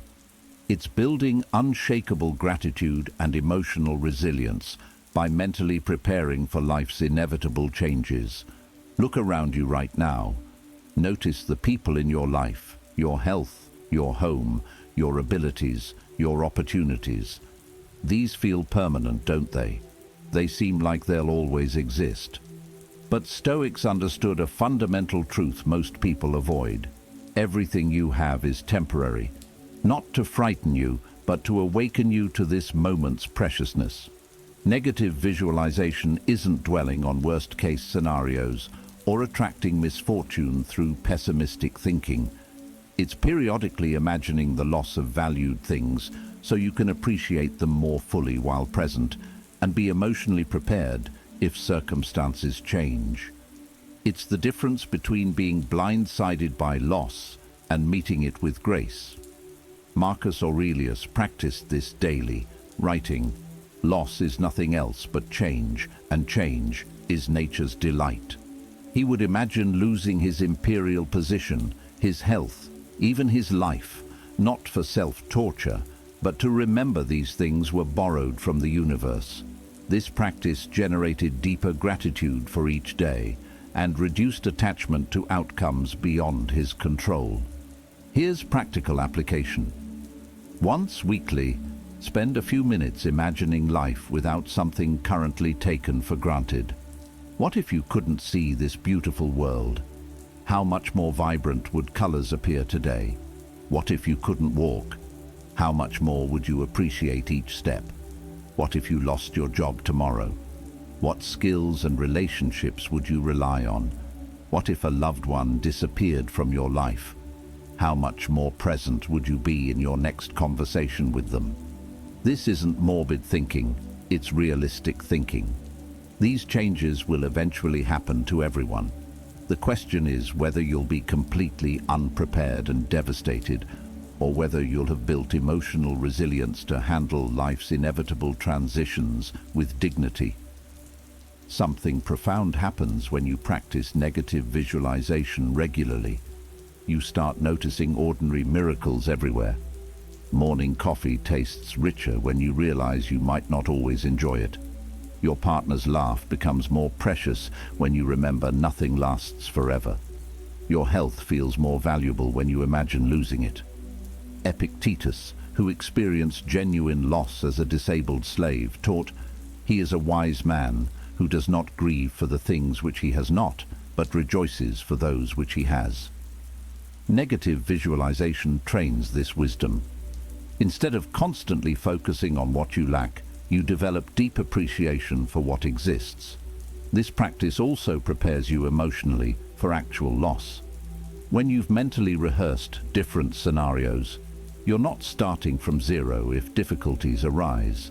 You've already considered how you might respond, what resources you could access, what matters most. You become emotionally anti-fragile, not just able to handle challenges, but able to grow stronger through them. Tonight, before sleeping, spend 2 minutes imagining life without one thing you're grateful for. Tomorrow, choose something different. Notice how this affects your appreciation and presence throughout the day. Notice how much more intentional you become with time and relationships. This isn't about living in fear or becoming pessimistic. It's about living with wisdom. When you stop taking things for granted, you show up differently.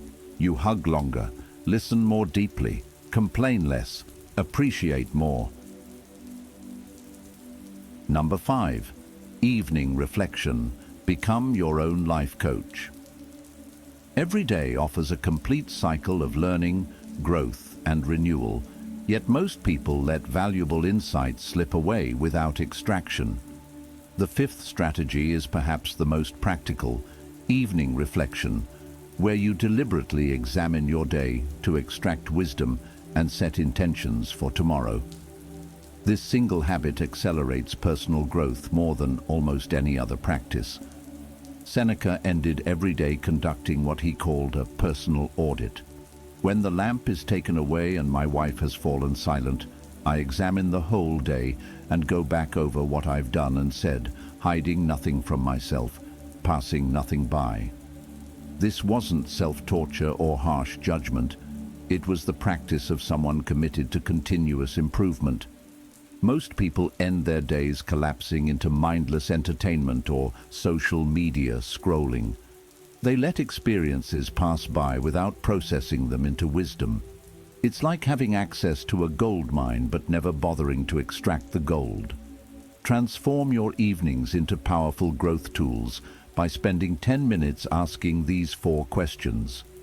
What did I do well today that I want to repeat? What did I do poorly that I want to improve tomorrow? What did I learn about myself, others, or life in general? What am I most grateful for from today? This practice is powerful because you're not just reviewing, you're learning. When identifying what you did well, you reinforce positive patterns and build confidence. When identifying areas for improvement, you take ownership and set clear growth intentions. When extracting lessons, you transform experiences into wisdom. When identifying gratitude, you train your brain to notice the positive. Marcus Aurelius filled journals with these evening reflections, which became his famous meditations. He wrote, "At dawn, when you have trouble getting out of bed, tell yourself, 'I have to go to work,' as a human being." His evening reflections helped him remember his purpose and prepare mentally for the next day's challenges. Here's a specific example of this process in action. Let's say you had an argument today. Instead of just feeling bad and moving on, Use evening reflection to dig deeper. What triggered you? What could you have done differently? What did this reveal about your values or boundaries? How can you approach similar situations better? What can you learn about the other person's perspective? This single argument becomes a masterclass in communication and emotional intelligence, or perhaps you accomplished something you're proud of. Instead of just feeling good and forgetting, analyze what made it possible. What mindset did you bring? Which actions were most effective?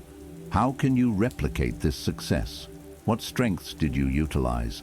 This success becomes a template for future achievements. Evening reflection also serves another crucial purpose. It helps you sleep better.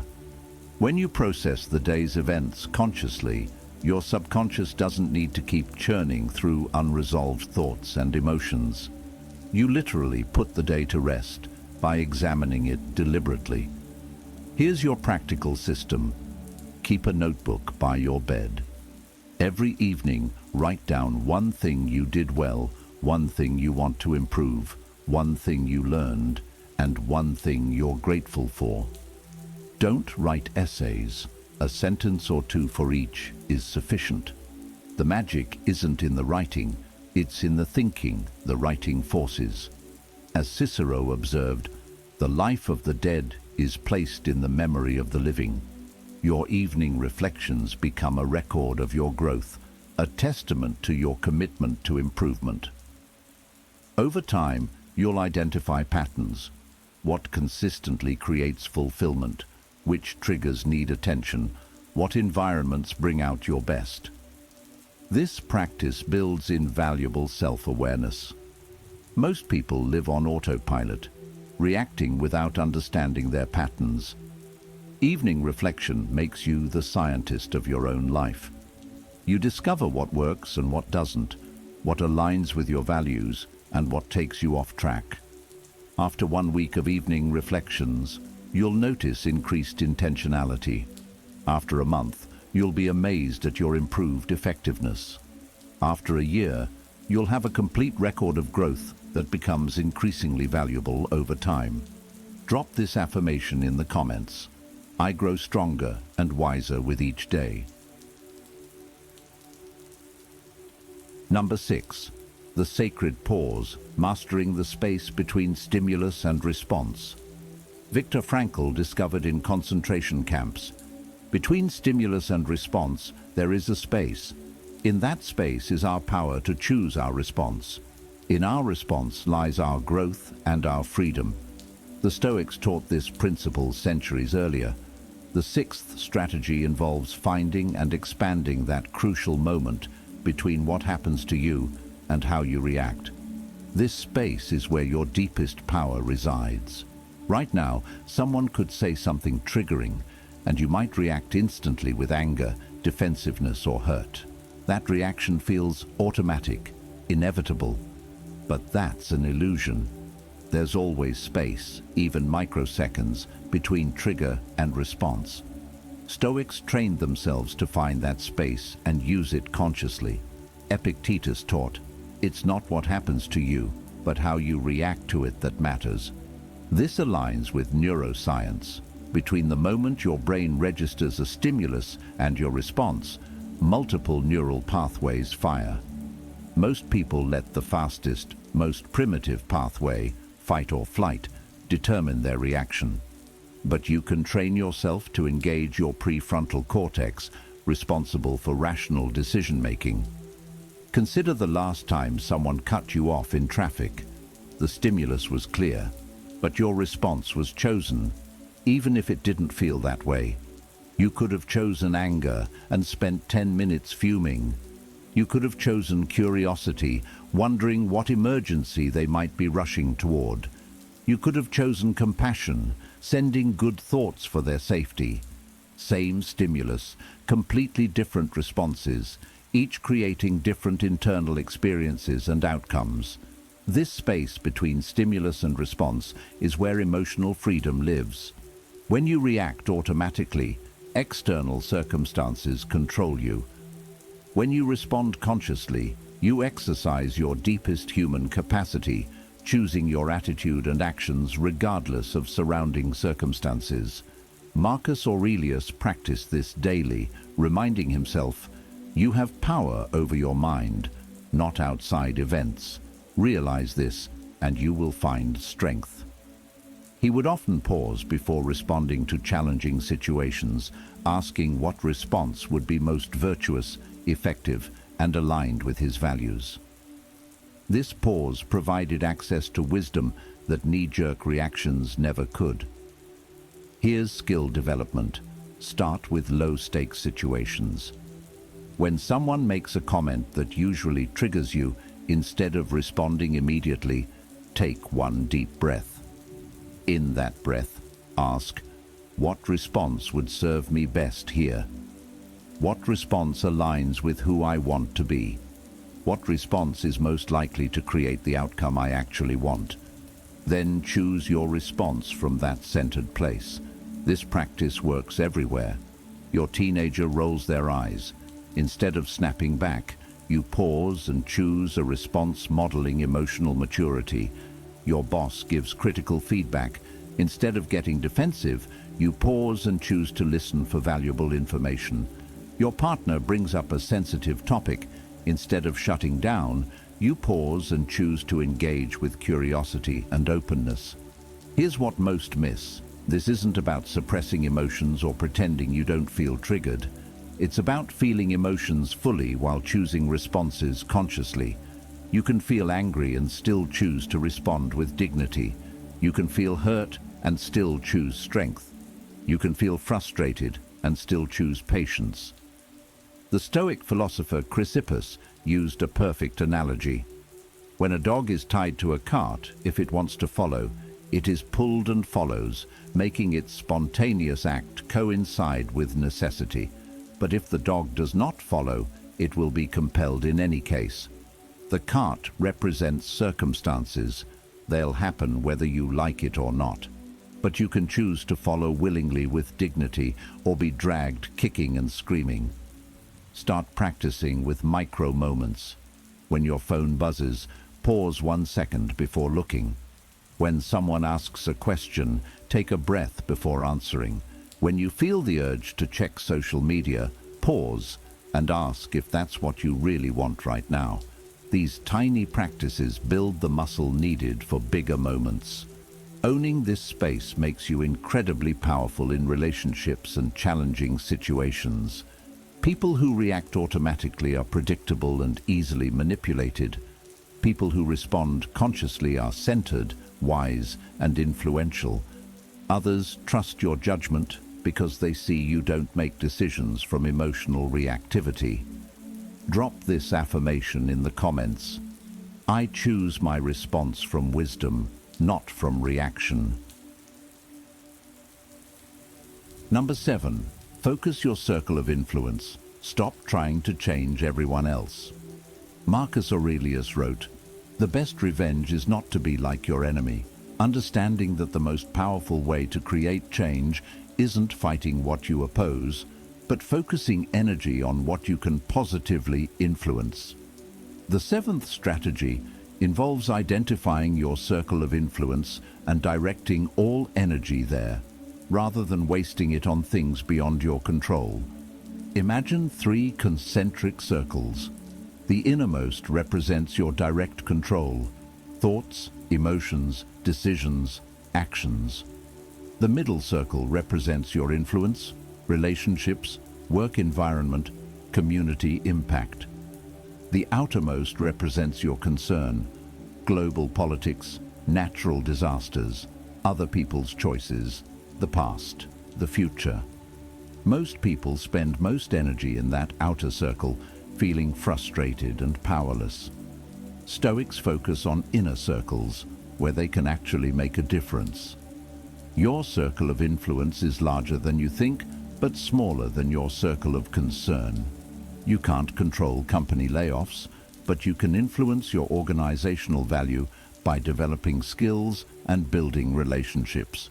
You can't control your teenagers' choices, but you can influence them through your example, availability, and the home environment you create.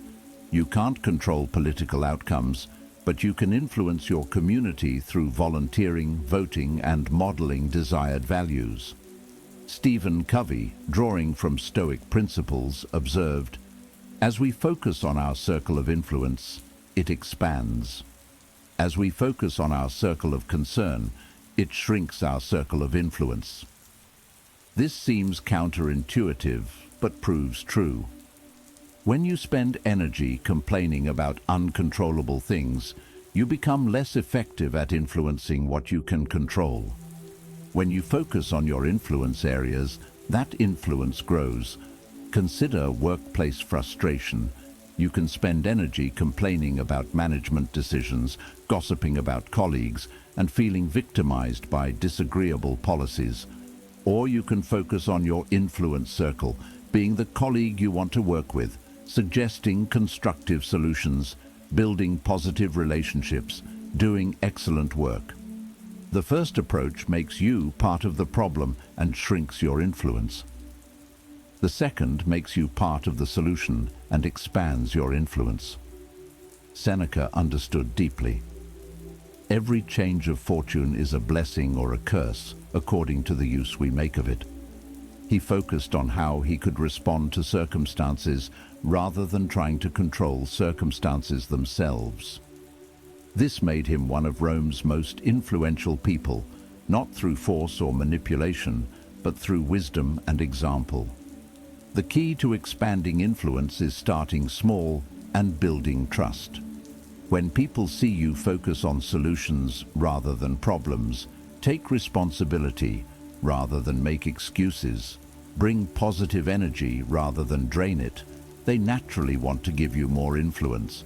They start asking your opinion, including you in decisions, looking to you for leadership.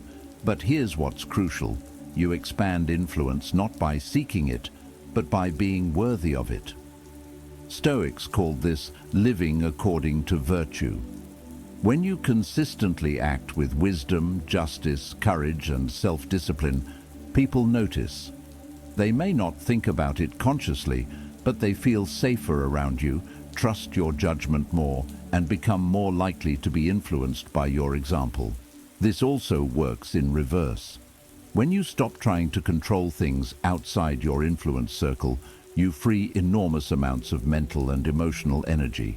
Consider how much time you spend worrying about news you can't influence, others' opinions you can't control, or past decisions you can't change. That energy could be redirected toward health, skills, relationships, contribution, areas where you can create positive change. Here's practical application. List everything currently stressing you. For each item, ask, is this in my circle of direct control, my circle of influence, or just my circle of concern? For concern items, practice acceptance and letting go. For influence items, identify one concrete action you can take. For direct control items, take immediate action. As Lao Tzu observed, the sage does not attempt anything very big and thus achieves greatness. Focus on what's immediately in front of you, do it with excellence, and watch your influence naturally expand. People notice competence, integrity, and consistency. They're drawn to those who focus on solutions, take ownership, and create positive change rather than just complaining about what's wrong. The beautiful irony, by focusing on a smaller circle, you create bigger impact. By trying to influence everything, you influence nothing. By focusing on genuine influence areas, you become someone worth listening to, following, trusting with greater responsibility. Number 8. Live according to your values. Be the person you respect. Marcus Aurelius wrote, "The happiness of your life depends upon the quality of your thoughts," but he understood something deeper.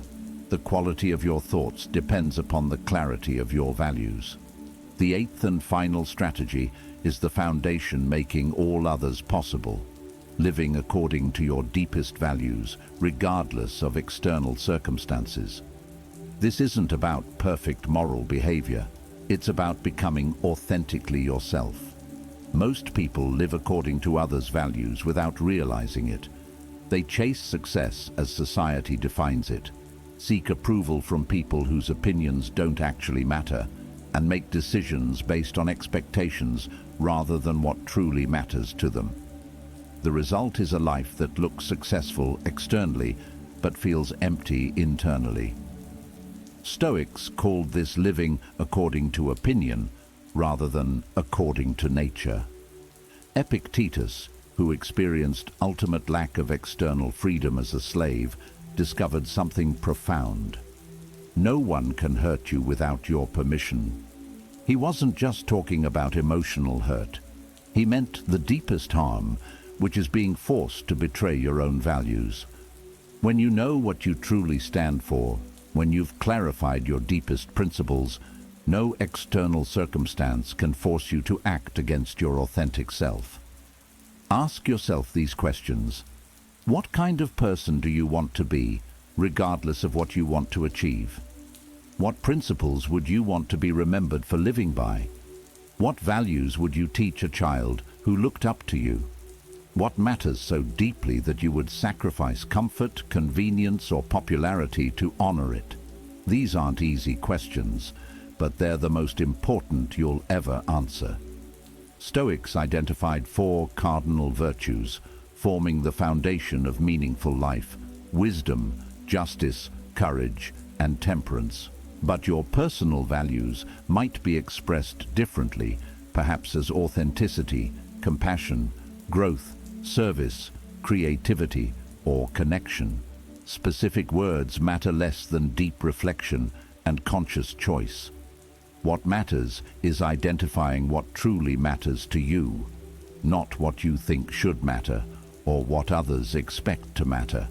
Viktor Frankl, drawing from concentration camp experience, wrote, "Everything can be taken from a man but one thing, the last of human freedoms, to choose one's attitude in any given set of circumstances." This is the ultimate Stoic insight. Your values, character, and choice of response cannot be taken unless you give them away. Here's where this becomes practical and powerful. When you're clear about values, decisions become easier. Should you take that higher-paying job requiring integrity compromises? Your values provide the answer. Should you stay in a comfortable but non-growing relationship? Your values guide you. Should you speak up about something important despite discomfort? Your values supply courage. But value-based living isn't always easy. Sometimes it means disappointing people, turning down opportunities, or facing criticism. Sometimes it means admitting you were wrong, making difficult changes, or standing alone. Seneca understood. Every new beginning comes from some other beginning's end. Living authentically often requires letting go of who others expect you to be, so you can become who you truly are. Value-based living creates what psychologists call intrinsic motivation. You're no longer dependent on external rewards or approval for fulfillment. When you act in alignment with deepest values, you experience satisfaction no external achievement can provide. You become what Stoics called self-sufficient, not because you don't need others, but because your sense of worth and direction comes from within. Here's practical application. Write down your top 5 values. For each, write a specific example of how you could live that value more fully this week. Then, before significant decisions, ask, which choice better honors my deepest values? Let values be your compass, especially when the path is unclear. This practice also transforms how you handle setbacks and failures. When something doesn't go as planned, instead of just feeling disappointed, ask, did I act according to my values?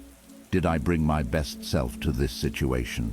If yes, you succeeded regardless of external outcome. If no, you have clear direction for improvement. As Maya Angelou observed, a man's character is his fate. Values shape character, and character shapes destiny. Not through magical thinking, but through practical reality, people of clear character make different choices, attract different opportunities, and create different outcomes than those who drift without clear principles. Stoics believed the only true success is becoming the person you were meant to be, living with virtue, wisdom, and authenticity regardless of external circumstances. This final strategy brings together all others, mastering what you control, maintaining perspective, using obstacles as growth opportunities, practicing gratitude, reflecting for continuous improvement, choosing conscious responses, focusing your influence, and grounding everything in your deepest values. These 8 Stoic strategies aren't just ancient philosophy. They're a blueprint for taking control of your life starting today. You now possess tools that have helped people navigate challenges, find meaning, and build resilience for over 2 millennia. The question isn't whether these strategies work. History has proven they do. The question is whether you'll use them. Marcus Aurelius reminded himself daily, confine yourself to the present. Right now, in this moment, you have a choice. You can close this video and return to old patterns of thinking and reacting, or you can choose one strategy and begin applying it immediately. You can continue letting external circumstances control your inner world, or you can start organizing your life from the inside out. Stoicism's beauty is that it works in silence. You don't need to announce your transformation or wait for perfect conditions. You can start mastering the dichotomy of control with your very next thought. You can practice the view from above with your current challenge. You can turn today's obstacles into tomorrow's strength. You can begin appreciating what you have before it's gone. Remember, these aren't concepts to understand. They're tools to use. Stoics were practical people needing practical solutions for real problems. They developed these strategies not in comfortable classrooms, but in life's arena, facing genuine hardship with wisdom and grace. Your life is waiting for you to take control of it. Not control of everything that happens to you. That's impossible. But control of who you become in response to what happens, that's completely within your power. Start today, start small, but most importantly, start. Before you go, hit that like button if this video has given you practical tools. Share it with someone who needs this message.